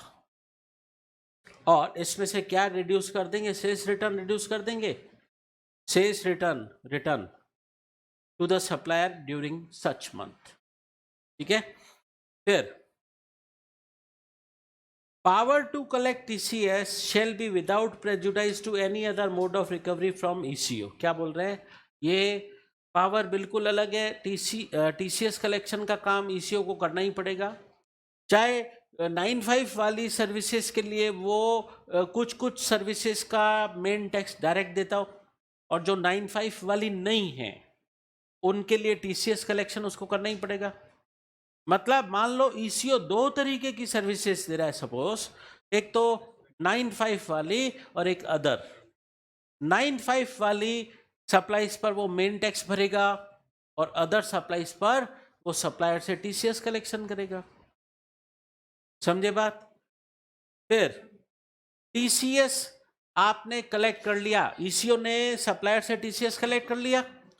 ये टीसीएस उसने जो कलेक्ट किया है गवर्नमेंट को डिपॉजिट कराना पड़ेगा। जिस महीने टीसीएस कलेक्ट किया है उस मंथ एंड से अगले महीने की 10 तारीख को।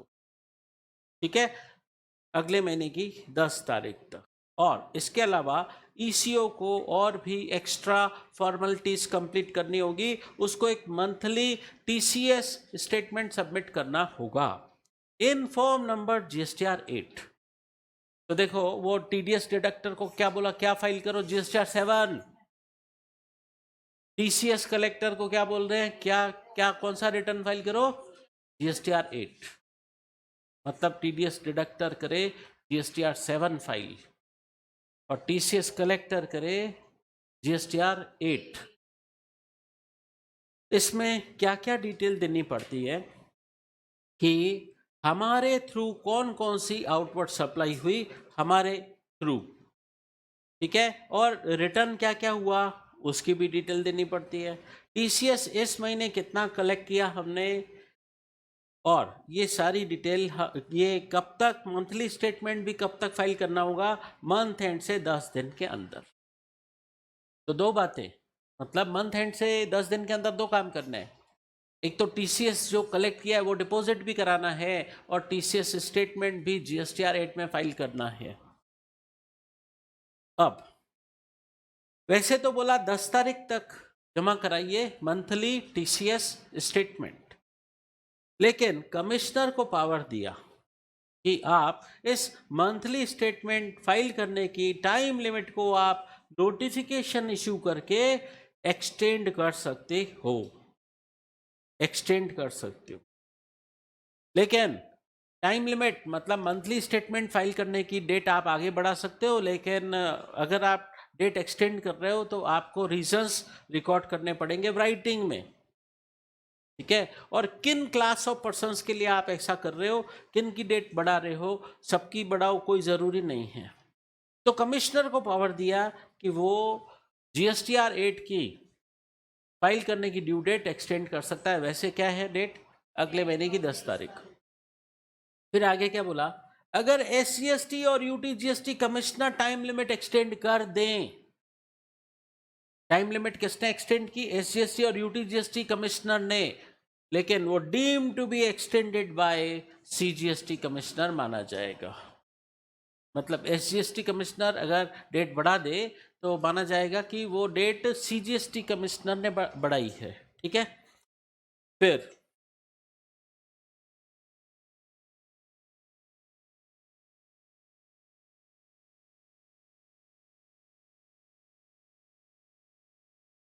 चलिए, मैंने बोला टीसीएस कलेक्टर यानी ईसीओ मंथली स्टेटमेंट फाइल करे जीएसटीआर 8 में, मंथ एंड से अगले महीने की 10 तारीख तक उसने क्या फाइल किया? Monthly statement. इसके अलावा इस टीसीएस कलेक्टर यानी ईसीओ को एक एनुअल स्टेटमेंट और फाइल करना पड़ेगा जीएसटीआर 9B में। उसने मंथली स्टेटमेंट कौन से फॉर्म में फाइल किया? जीएसटीआर 8। ठीक है, कब तक फाइल किया? मंथ एंड से 10 दिन के अंदर। अभी ये इसको एनुअल स्टेटमेंट कब तक फाइल करना है? ईयर एंड से 31 दिसंबर तक। तो अगर आपका फाइनेंशियल ईयर 23 चॉइस है तो लास्ट डेट क्या होगी इस एनुअल स्टेटमेंट को फाइल करने की? अगर आपका फाइनेंशियल ईयर 23 चॉइस है तो ये आपको फाइल कब तक करना होगा? 31 दिसंबर 2024 तक। ठीक है, इसके अंदर भी सारी डिटेल वही रिपीटेशन होगी जो मंथली स्टेटमेंट के अंदर गई थी। तो फिर एनुअल स्टेटमेंट दोबारा क्यों फाइल करवा रहे हैं जब monthly statement already month wise file हो चुका है? गवर्नमेंट कह रही है हमें पूरे साल का कंसोलिडेशन भी चाहिए। तो आपसे हमने मंथली रिटर्न फाइल करवाया, मंथली स्टेटमेंट फाइल करवाया ईसीओ, अब हम आपसे एनुअल स्टेटमेंट भी फाइल कराएंगे ओनली फॉर कंसोलिडेशन पर्पस। फिर हमने डेट पढ़ ली, कब तक फाइल करना होगा? 31 दिसंबर from end of the financial year. अब यहाँ पे भी बोला है कि अगर कमिश्नर चाहे तो ये डेट एक्सटेंड कर सकता है। डेट एक्सटेंड वो जीएसटी काउंसिल की रिकमेंडेशन पर करेगा। डेट एक्सटेंड करने से पहले रीजंस रिकॉर्ड करेगा, नोटिफिकेशन इशू करके डेट एक्सटेंड कर सकता है कि एनुअल स्टेटमेंट फाइल करने की मैं ड्यू डेट एक्सटेंड कर रहा हूँ। लेकिन अगर ये ड्यू डेट एक्सटेंड कर दे एसजीएसटी और यूटीजीएसटी कमिश्नर तो भी वो deem to be extended by CGST commissioner माना जाएगा। फिर जब ईसीओ ने यानी टीसीएस कलेक्टर ने ये एनुअल स्टेटमेंट फाइल कर दिया GSTR 9B, annual statement file करने के बाद उसे पता पड़ा कि इसमें कुछ गलतियां हो गई हैं जिनका रेक्टिफिकेशन करने की ज़रूरत है। तो फिर वो रेक्टिफिकेशन करने के लिए फिर रिवाइज्ड स्टेटमेंट फाइल करेगा और अपनी गलती ठीक कर देगा। शैल रेक्टिफाई सच ओमिशन और इनकरेक्ट पर्टिकुलर्स। लेकिन वो काम कैसे किया जाएगा, रेक्टिफिकेशन का तरीका समझना। मुझे पता पड़ा कि इस ईसीओ ने फाइनेंशियल ईयर 23 चॉइस में एनुअल स्टेटमेंट में मिस्टेक की है। क्या मिस्टेक की है? फॉर एग्जाम्पल सेल्स रिटर्न कम बताई थी, सेल्स रिटर्न एक्चुअल में ज़्यादा थी, कम बता दी। ठीक है, अब वो अपनी इस गलती को ठीक कैसे करे जो एनुअल स्टेटमेंट के अंदर हुई है? अब इसके बाद जो वो मंथली स्टेटमेंट फाइल करेगा, मंथली स्टेटमेंट के अंदर रेक्टिफिकेशन करेगा। तो रेक्टिफिकेशन देखिए किस में होगा? In monthly statement to be furnished for the month, जिस मंथ में वो गलती पता पड़ी है, जिस मंथ में वो गलती पता पड़ी है उस मंथ का जो मंथली स्टेटमेंट जाएगा उसमें वो रेक्टिफिकेशन करेगा। और अगर अब पेमेंट करने की लायबिलिटी और बन रही है तो वो पेमेंट अलॉन्ग विथ इंटरेस्ट करेगा 18% की रेट से। और गवर्नमेंट क्या बोल रही है? ठीक है, करेक्शन तो वो मंथली स्टेटमेंट में कर देगा, गलती हुई थी एनुअल स्टेटमेंट में, वो करेक्शन कर रहा है, रेक्टिफिकेशन कर रहा है मंथली स्टेटमेंट में। लेकिन हमें कोई लास्ट डेट भी फिक्स करनी पड़ेगी। ऐसे नहीं कोई 3, 4, 5, 10 साल तक करेक्शन करता रहे। तो गवर्नमेंट ने लास्ट डेट फिक्स कर दी कि इस डेट के बाद आप कोई रेक्टिफिकेशन नहीं कर सकते। तो गवर्नमेंट ने बोला जब वो रेस्पेक्टिव फाइनेंशियल ईयर एंड होता है उसका 30 नवंबर। फॉर एग्जांपल आपका फाइनेंशियल ईयर था 2023-24, इसका जब अगला सक्सीडिंग 30 नवंबर आएगा और इस ईयर का जब आपने एनुअल स्टेटमेंट फाइल किया उसकी एक्चुअल डेट, फॉर एग्जांपल आपने 29 अक्टूबर को ही फाइनेंशियल ईयर 23-24 का आपने स्टेटमेंट एक्चुअल फाइल कर दिया था, एक्चुअल डेट, तो इन दोनों में से अर्लियर, इन दोनों में से अर्लियर क्या रहा? आप इस डेट के बाद कोई रेक्टिफिकेशन नहीं कर सकते। ठीक है, तो मैंने क्या बोला? एनुअल स्टेटमेंट फाइल करना पड़ेगा जीएसटीआर 9B में। ठीक है, कब तक फाइल करना रहता है? ये ईयर एंड के बाद 31 दिसंबर तक, 31 दिसंबर तक फाइल करना होता है। अब इसमें मिस्टेक रह गई, रेक्टिफिकेशन कर सकते हैं। रेक्टिफिकेशन करने का तरीका क्या, जो एनुअल स्टेटमेंट में मिस्टेक हुई है उसका रेक्टिफिकेशन हमें अब सक्सीडिंग मंथ, जिस महीने में गलती पता पड़ी उस महीने का जब मंथली स्टेटमेंट जाएगा उसमें रेक्टिफिकेशन करेंगे। लेकिन लास्ट टू लास्ट इस डेट तक इन दोनों में से जो भी अर्लियर है तब तक होगा। फिर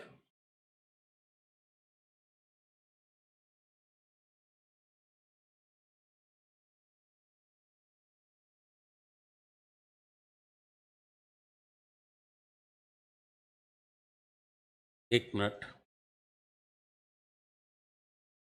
ये तकलीफ तब आएगी जब जो आप पॉइंट कह रहे हो।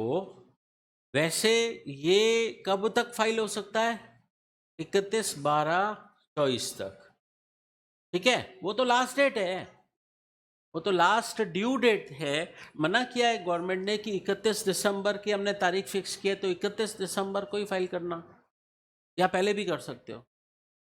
पहले किया अगर तो फिर झमेले में फंसोगे, आपकी लास्ट डेट यही रहेगी रेक्टिफिकेशन के लिए भी।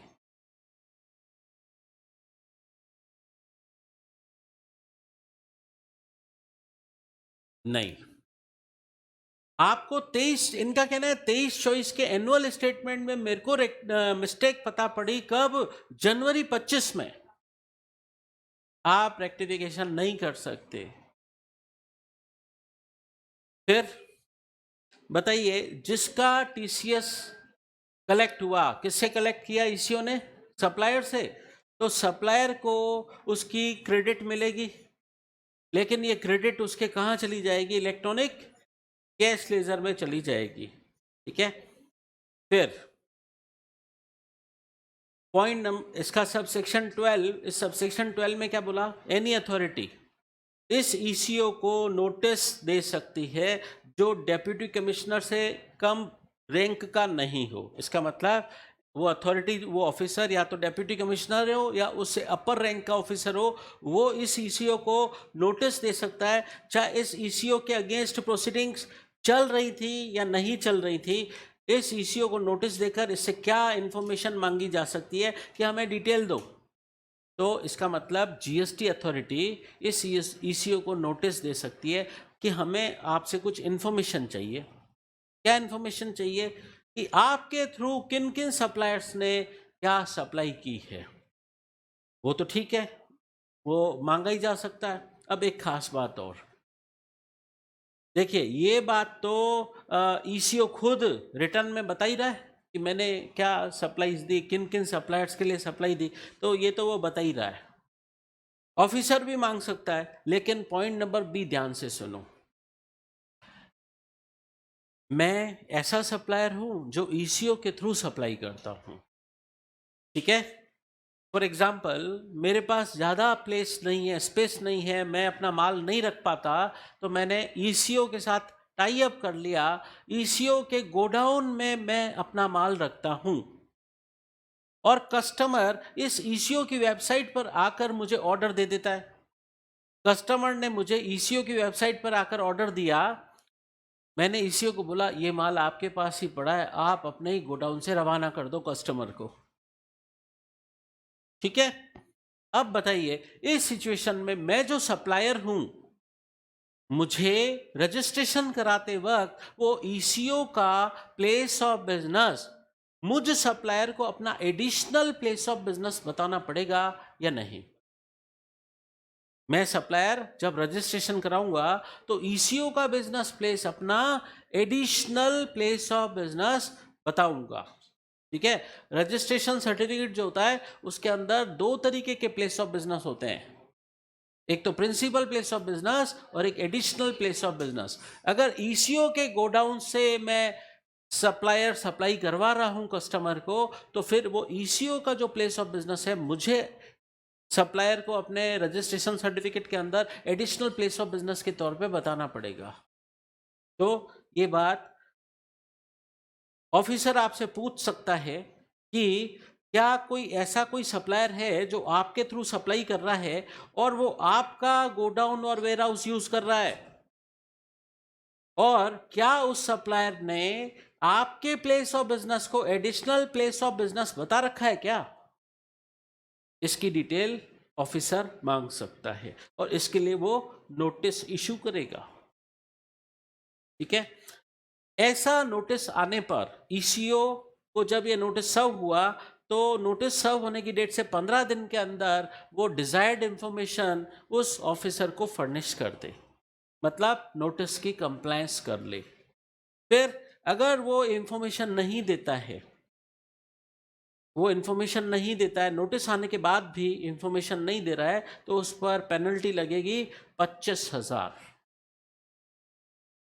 ठीक है, अब एक अमेंडमेंट हुआ अभी पिछली बार, an ECO shall not be allowed to furnish monthly statement. यहाँ पर जीएसटीआर 8 की भी filing date last to last fix की गई कि उस स्टेटमेंट को फाइल करने की जो भी ड्यू डेट थी, अगर 3 साल निकल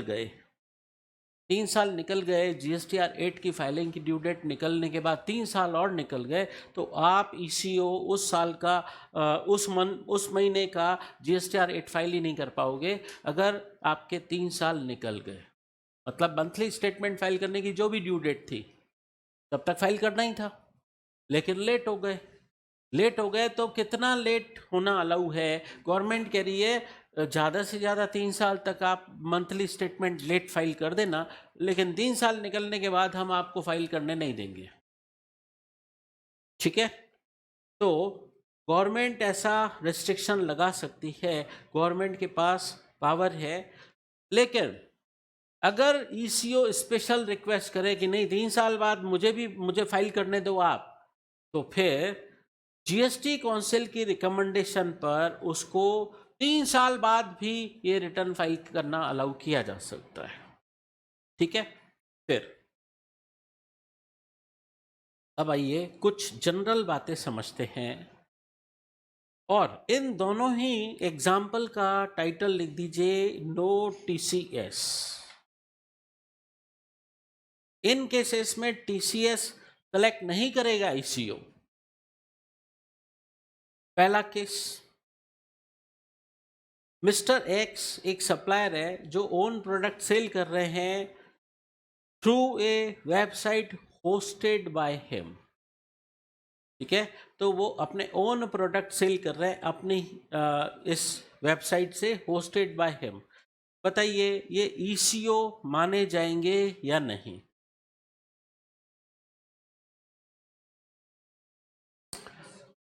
मैं 2 सवाल पूछूंगा। पहला सवाल है मेरा, ये ईसीओ है या नहीं, और दूसरा सवाल है कि इस केस में सेक्शन 52 का टीसीएस कलेक्शन की लायबिलिटी बनती है कि नहीं। तो मेरा पहला सवाल, वेबसाइट के थ्रू अगर आप सप्लाई कर रहे हो तो आप ईसीओ तो हो। ठीक है, आप ईसीओ तो हो, क्योंकि ईसीओ की डेफिनेशन जब आप पढ़ने जाओगे सेक्शन 244 टू 45 में, तो उसके अकॉर्डिंग ये ईसीओ की कैटेगरी में फॉल तो करता है। तो मैंने पहला सवाल पूछा ये ईसीओ है कि नहीं, ईसीओ तो है, लेकिन इस केस में टीसीएस कलेक्शन के लिए लायबल है क्या? मतलब सेक्शन 52 का प्रोविजन लगेगा क्या इस पर? नहीं। ये कंसीडरेशन इसको कस्टमर से रिसीव होगा, फिर ये कहीं आगे पास ऑन करता है क्या? नहीं। तो टीसीएस कलेक्शन की लायबिलिटी तभी आती है जब एक ईसीओ सप्लायर का कंसीडरेशन पहले खुद रिसीव करता है रेसिपिएंट से, फिर आगे सप्लायर को पास ऑन करता है। ठीक है, इस केस में वैसा नहीं हो रहा है, तो टीसीएस कलेक्शन की रिक्वायरमेंट नहीं है।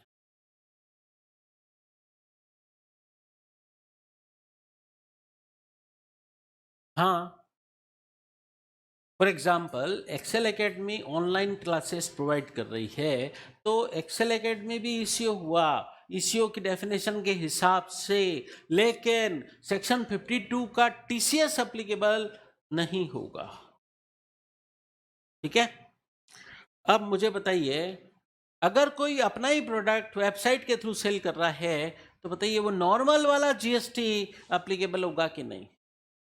टीसीएस की बात छोड़ो, वो गुड्स और सर्विस की सप्लाई कर रहा है तो उस पर जो नॉर्मल प्रिवेलिंग रेट है उस गुड्स और सर्विस पर वो तो लगेगी।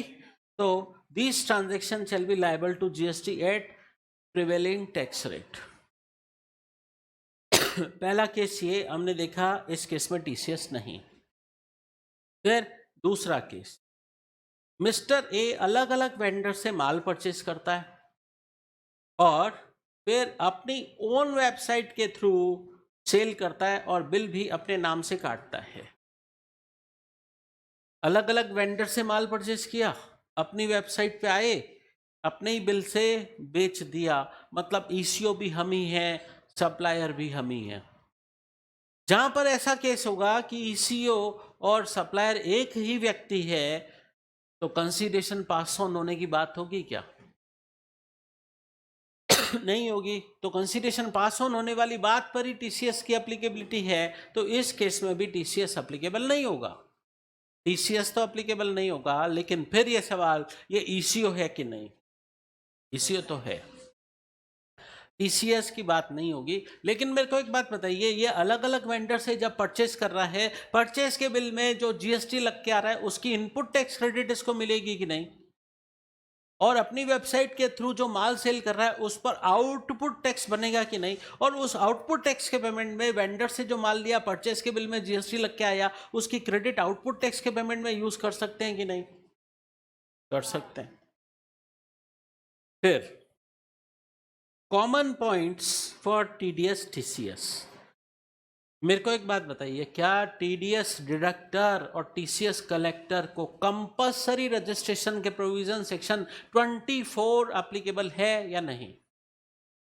जब आप रजिस्ट्रेशन चैप्टर देखोगे जहां पर compulsory registration section 24 of CGST act की बात बोल रखी है, वहां पर बोला है जिन लोगों की टीडीएस डिडक्शन की लायबिलिटी बन रही है या टीसीएस कलेक्शन की लायबिलिटी बन रही है, उनको कंपल्सरी रजिस्ट्रेशन कराना पड़ेगा। तो टीडीएस डिडक्टर, टीसीएस कलेक्टर को कंपल्सरी रजिस्ट्रेशन कराना पड़ता है सेक्शन 24 में, और इसके लिए उनको एक अलग से ही रजिस्ट्रेशन फॉर्म सबमिट करना पड़ता है जीएसटी के पोर्टल पर।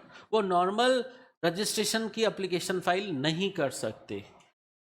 फिर प्रॉपर ऑफिसर उनकी एप्लीकेशन चेक करेगा और उनको 3 वर्किंग डेज के अंदर, एप्लीकेशन की डेट से 3 वर्किंग डेज के अंदर उनको रजिस्ट्रेशन ग्रांट कर देगा, मतलब रजिस्ट्रेशन सर्टिफिकेट इशू कर देगा। फिर बाद में किसी ऑफिसर को लगता है, प्रॉपर ऑफिसर को लगता है कि हमने इनसे इंक्वायरी की, कोई प्रोसीडिंग्स की, उसमें पता पड़ा कि इनको टीडीएस डिडक्शन की लायबिलिटी नहीं है या टीसीएस कलेक्शन की लायबिलिटी नहीं है। प्रॉपर ऑफिसर को पता पड़ा इस टीडीएस डिडक्टर ने टीडीएस डिडक्टर वाला रजिस्ट्रेशन तो कराया है, इस टीसीएस कलेक्टर ने टीसीएस कलेक्टर वाला रजिस्ट्रेशन तो कराया है, बट इनके टीडीएस या टीसीएस की लायबिलिटी ही नहीं बन रही है। तो फिर प्रॉपर ऑफिसर ऐसे टीडीएस डिडक्टर और टीसीएस कलेक्टर का रजिस्ट्रेशन कैंसिल कर सकता है। तो कैंसिलेशन प्रोसीजर हो जाएगा एज पर रूल 22। फिर special procedure to be followed by ECO. ECO पर एक्स्ट्रा ऑब्लिगेशन, एक्स्ट्रा जिम्मेदारियां डाली जा रही हैं अगर कोई सप्लाई उसके थ्रू होती है।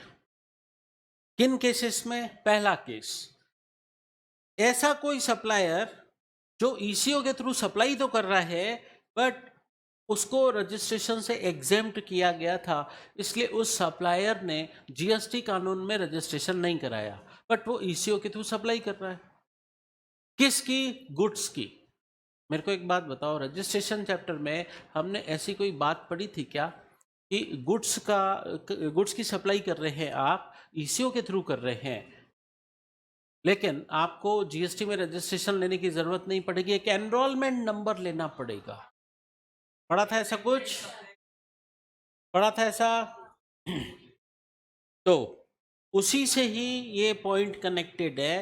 आप सप्लाई ऑफ गुड्स कर रहे हो, ईसीओ के थ्रू कर रहे हो, आप सप्लायर जीएसटी कानून में खुद रजिस्टर्ड नहीं हो, आपको एग्जम्प्ट किया हुआ है, लेकिन आप रजिस्ट्रेशन नंबर नहीं लोगे, कोई बात नहीं, आपको जीएसटी कानून में रजिस्ट्रेशन नंबर मतलब जीएसटीएन नंबर नहीं मिलेगा, कोई बात नहीं, आपको एनरोलमेंट नंबर तो लेना पड़ेगा।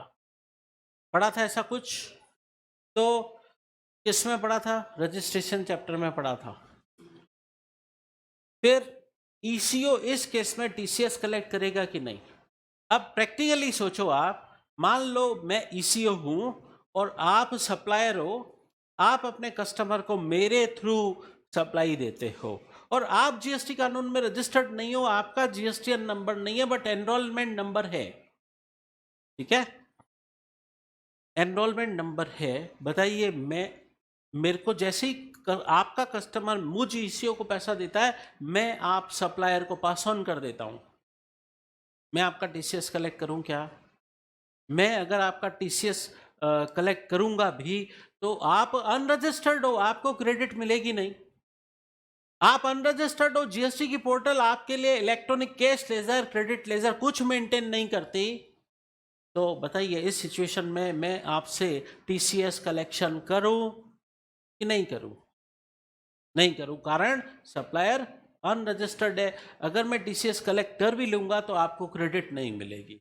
तो बट एक खास बात और, मैंने जब ये एनरोलमेंट वाली बात बताई थी रजिस्ट्रेशन चैप्टर में, मैंने बोला था ऐसा सप्लायर ऑफ गुड्स जो ईसीओ के थ्रू सप्लाई कर रहा है और जीएसटी कानून में अनरजिस्टर्ड है, उसने एनरोलमेंट नंबर तो लिया हुआ है, वो ईसीओ के थ्रू सप्लाई कर सकता है, लेकिन वो सप्लाई सिर्फ इंट्रा स्टेट सप्लाई कर सकता है। इंटर स्टेट सप्लाई करने वालों को तो रजिस्ट्रेशन कराना ही पड़ेगा, एनरोलमेंट नंबर से काम नहीं चलेगा। तो अब मैं ईसीओ हूं, मेरी ड्यूटी हो जाएगी कि मैं चेक करूं आपको, कहीं आप मेरे थ्रू इंटर स्टेट सप्लाई तो नहीं कर रहे। अगर कर रहे हो तो मैं आपको अलाउ नहीं करूंगा इंटर स्टेट सप्लाई करने के लिए। तो ये मेरा बर्डन है, मैं चेक करूं कि आप अनरजिस्टर्ड हो, आपका एनरोलमेंट नंबर ही लिया हुआ है, तो आप इंटर स्टेट सप्लाई कर नहीं सकते, लेकिन फिर भी आप मेरे प्लेटफॉर्म पर आकर इंटर स्टेट सप्लाई करने की कोशिश कर रहे हो। मेरा काम है आपको रोकना, मैं आपको इंटर स्टेट सप्लाई नहीं करने दूंगा। साथ ही साथ मैं आपसे टीसीएस भी कलेक्ट नहीं करूंगा, क्योंकि आप सप्लायर अनरजिस्टर्ड हो, आपको क्रेडिट मिलेगी नहीं। वो आपका तो इलेक्ट्रॉनिक कैश लेजर ही नहीं है, किस में आएगा ये जो मैं टीसीएस कलेक्ट करूंगा आपसे? तो मैं आपसे टीसीएस कलेक्ट भी नहीं करूंगा। लेकिन आप जैसे सप्लायर जो जीएसटी कानून में अनरजिस्टर्ड है बट एनरोलमेंट नंबर लिया हुआ है, मेरे थ्रू ईसीओ के थ्रू सप्लाई कर रहे हो, आपने मेरे थ्रू जो आउटवर्ड सप्लाई की अपने कस्टमर्स को, उनकी रिपोर्टिंग मैं अपने जीएसटीआर 8 में करूंगा या नहीं? रिपोर्टिंग करनी पड़ेगी, भले ही आप सप्लायर अनरजिस्टर्ड हो। तो eco detail they of such supply of goods made through it by such person in the statement in form number GSTR 8 electronically file करना होगा जीएसटी पोर्टल पर, ठीक है? इसका मतलब ईसीओ की क्या क्या जिम्मेदारी हो गई, जिन जिन सप्लायर से वो टीसीएस कलेक्ट कर रहा है उनके लिए उसने जो आउटपुट सप्लाई दी है उसकी भी रिपोर्टिंग करनी पड़ेगी, और ऐसे अनरजिस्टर्ड सप्लायर जिसने ईसीओ के प्लेटफॉर्म पर आकर आउटपुट सप्लाई की है, उन्होंने जो आउटवर्ड सप्लाई की है उसकी भी डिटेल देनी पड़ेगी। मामला गुड्स के लिए यहां पर बात हुई थी, सप्लाई ऑफ गुड्स, हाईलाइट कर लेना गुड्स को। अब मेरे को एक बात बताओ, मैं ईसीओ हूं और आप कंपोजिशन स्कीम में रजिस्टर्ड हो, आप अनरजिस्टर्ड नहीं हो। अब दूसरा केस, आप अनरजिस्टर्ड नहीं हो, आप रजिस्टर्ड हो कंपोजिशन स्कीम में, और ईसीओ मेरे प्लेटफॉर्म पर आकर अपने कस्टमर को सप्लाई देते हो, ठीक है? अब बताइए इस सिचुएशन में मैं आपसे टीसीएस कलेक्ट करूं या नहीं? अगर आपका कस्टमर कंसीडरेशन मुझे देता है, मैं आपको पास ऑन करता हूं, आप रजिस्टर्ड हो, कंपोजिशन स्कीम में वो अलग बात है, कम टैक्स बनता है वो अलग बात है, बताइए। मेरे को आपसे टीसीएस कलेक्शन करना चाहिए कि नहीं? तो इस सिचुएशन में मैं आपसे टीसीएस कलेक्ट करूंगा, क्योंकि आप रजिस्टर्ड तो हो ना कंपोजिशन स्कीम में। आईटीसी नहीं मिलेगी, वो क्रेडिट आपके इलेक्ट्रॉनिक कैश लेजर में जाएगी। कंपोजिशन सप्लायर का इलेक्ट्रॉनिक कैश लेजर तो बनता है, समझे? तो मैं आपसे टीसीएस कलेक्ट करूंगा, ठीक है? और बताइए, आप कंपोजिशन स्कीम में वो इंटर स्टेट सप्लाई कर पाओगे या नहीं? इंटर स्टेट सप्लाई नहीं कर सकते आप। कंपोजिशन सप्लायर सिर्फ इंट्रा स्टेट सप्लाई कर सकता है। मामला फिर गुड्स का चल रहा है, ठीक है? बताइए, अब मैं ईसीओ जब अपना जीएसटीआर 8 फाइल करूंगा तो मैं उसमें वो मेरे को आउटवर्ड सप्लाई रिपोर्ट करनी पड़ेगी क्या, जो आप कंपोजिशन सप्लायर ने अपने कस्टमर को दी है? यस, सारी आउटवर्ड सप्लाई, जितने भी सप्लायर मेरे थ्रू सप्लाई करेंगे अपने कस्टमर्स को, चाहे वो सप्लायर अनरजिस्टर्ड हो, चाहे रेगुलर स्कीम में रजिस्टर्ड हो, चाहे कंपोजिशन स्कीम में सप्लायर रजिस्टर्ड है, मेरे थ्रू जो सप्लाई करेगा, मैं सारे ट्रांजैक्शंस की रिपोर्टिंग अपने जीएसटीआर 8 में करूंगा। तो देखिए, अब दोनों में कंपेयर करते हैं। ये वाला केस क्या बोला, एक मिनट, ये वाला केस क्या था? इंटर स्टेट सप्लाई नहीं कर सकते। यहां पे भी इंटर स्टेट सप्लाई करने पर रोक है। इस केस में टीसीएस नहीं हुआ, लेकिन इस केस में टीसीएस है। और रिपोर्टिंग वाली बात, रिपोर्टिंग तो पूरी करनी पड़ेगी, ठीक है? अब एक छोटी सी बात और डिस्कस करते हैं। कई बार ऐसा होता है कि सप्लायर और रेसिपिएंट के बीच में मल्टीपल ईसीओ इन्वॉल्व हो जाते हैं। इन दोनों के बीच में सिर्फ एक ईसीओ नहीं है, एक से ज़्यादा ईसीओ हैं। फॉर एग्जाम्पल, मैं मान लेता हूं 3 ईसीओ हैं, ईसीओ 1, ईसीओ 2 और ईसीओ 3। एक ईसीओ नहीं है, मल्टीपल ईसीओ इन्वॉल्व हैं इस एक ट्रांजैक्शन में, जो सप्लायर सप्लाई दे रहा है रेसिपिएंट को वहां पर। तो ये टीसीएस के प्रोविजंस कौन से वाले ईसीओ पर एप्लीकेबल होंगे? 3 ईसीओ है। हम टीसीएस कलेक्शन की जिम्मेदारी कौन से ईसीओ पर डालें? ठीक है, सिचुएशन समझ गए? अब गवर्नमेंट ने इसका क्या जवाब दिया है, देखिए कि चाहे आपका ये केस नंबर ए है चाहे बी है, अगर इन ट्रांजैक्शंस में मल्टीपल ईसीओ इन्वॉल्व हैं, जैसे बायर के साइड वाला ईसीओ अलग है, सप्लायर के साइड वाला ईसीओ अलग है, ठीक है? तो उस सिचुएशन में हम टीसीएस कलेक्शन की जिम्मेदारी किस पे डालें? जो ईसीओ डायरेक्टली कनेक्टेड है विथ सप्लायर। तो इस केस में कौन सा वाला ईसीओ सप्लायर के डायरेक्टली कनेक्टेड है? तो इस ईसीओ पर टीसीएस कलेक्शन की लायबिलिटी आएगी सेक्शन 52 में। बात समझ आ गई? ये चैप्टर हुआ खत्म। अब इससे रिलेटेड आइए क्वेश्चन बैंक।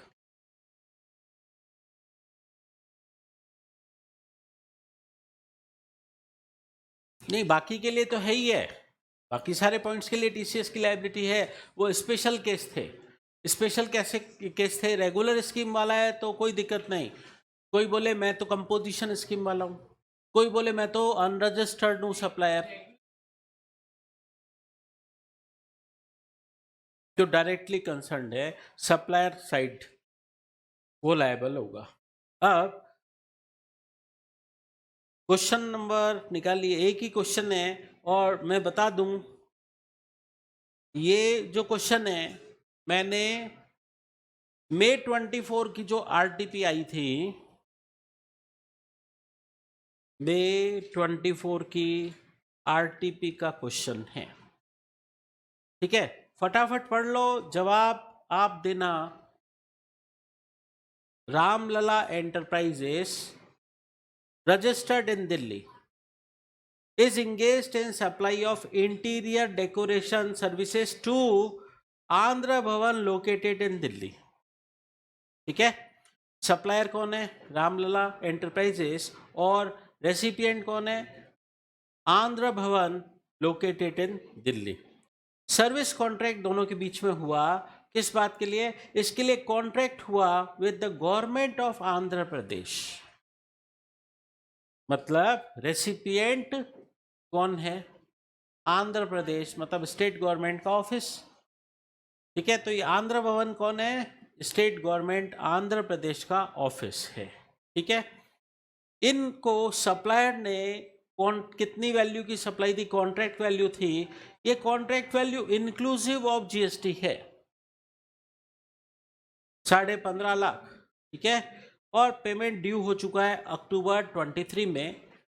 आप बताइए, point number 1, you are required to determine the amount of tax if any to be deducted in the above case. देखिए, तो ये हुआ आपका सप्लायर, और रेसिपिएंट गवर्नमेंट ऑफिस है। रेसिपिएंट गवर्नमेंट ऑफिस है, सप्लायर का टीडीएस डिडक्ट करे कि नहीं करे? यूं तो करे, लेकिन उसके लिए वैल्यू मेरे को जीएसटी हटा के चाहिए। अभी जीएसटी इसमें शामिल है, किस वैल्यू पे मैं टीडीएस डिडक्शन करूंगा? 15,50,000 में से जीएसटी हटा के। ठीक है, अब आपसे पहला पॉइंट आपसे ये पूछा, क्या टीसीएस कलेक्शन की जिम्मेदारी है या नहीं? अब मजे की बात ये है कि ये जो रेसिपिएंट है वो रजिस्टर्ड है आंध्र प्रदेश में। अब इसका मतलब आपके सामने वो पॉइंट आ गया है जहां पर location of supplier plus place of supply same state में, और सेम स्टेट बोल रहा हूं तो वो स्टेट है कौन सा यहाँ पर? ठीक है, और लोकेशन ऑफ रेसिपिएंट वो कहाँ की है? वो आंध्र प्रदेश की है। ठीक है, अगर यहाँ ये गवर्नमेंट ऑफिस टीसीएस कलेक्शन करेगा, ये तो मेरा ट्रांजैक्शन क्या हो गया? इंट्रा स्टेट हो गया। तो इस ट्रांजैक्शन पर सीजीएसटी और एसजीएसटी लगेंगे। एसजीएसटी कौन सा वाला लगना चाहिए? दिल्ली का लगना चाहिए। एसजीएसटी कौन सा लगना चाहिए? दिल्ली का लगना चाहिए। लेकिन क्योंकि इसका रजिस्ट्रेशन आंध्र प्रदेश में हो रखा है, तो अगर ये इस इंट्रा स्टेट सप्लाई पर सीजीएसटी और एसजीएसटी लगाएगा, तो ये एसजीएसटी कौन सा वाला लगाएगा? आंध्र प्रदेश वाला लगाएगा। तो ये एसजीएसटी आंध्र प्रदेश वाला रहा। अगर लगा देगा तो इस एसजीएसटी की क्रेडिट इसको यहाँ एसजीएसटी दिल्ली के लिए मिलेगी क्या? नहीं मिलेगी। इसलिए गवर्नमेंट ने सेक्शन 51 सब सेक्शन 1 के प्रोविजो में लिखा कि इस सिचुएशन में टीडीएस रिडक्शन ना किया जाए। ठीक है, अब मेरे को एक इसके पार्ट बी का आंसर बताइए। क्या आपका आंसर चेंज हो जाएगा अगर रामलला एंटरप्राइजेस कंपोजिशन स्कीम में रजिस्टर्ड है? इससे आंसर चेंज नहीं होगा। ठीक है, तो इसके साथ ये चैप्टर कंप्लीट। कल नया चैप्टर करते हैं।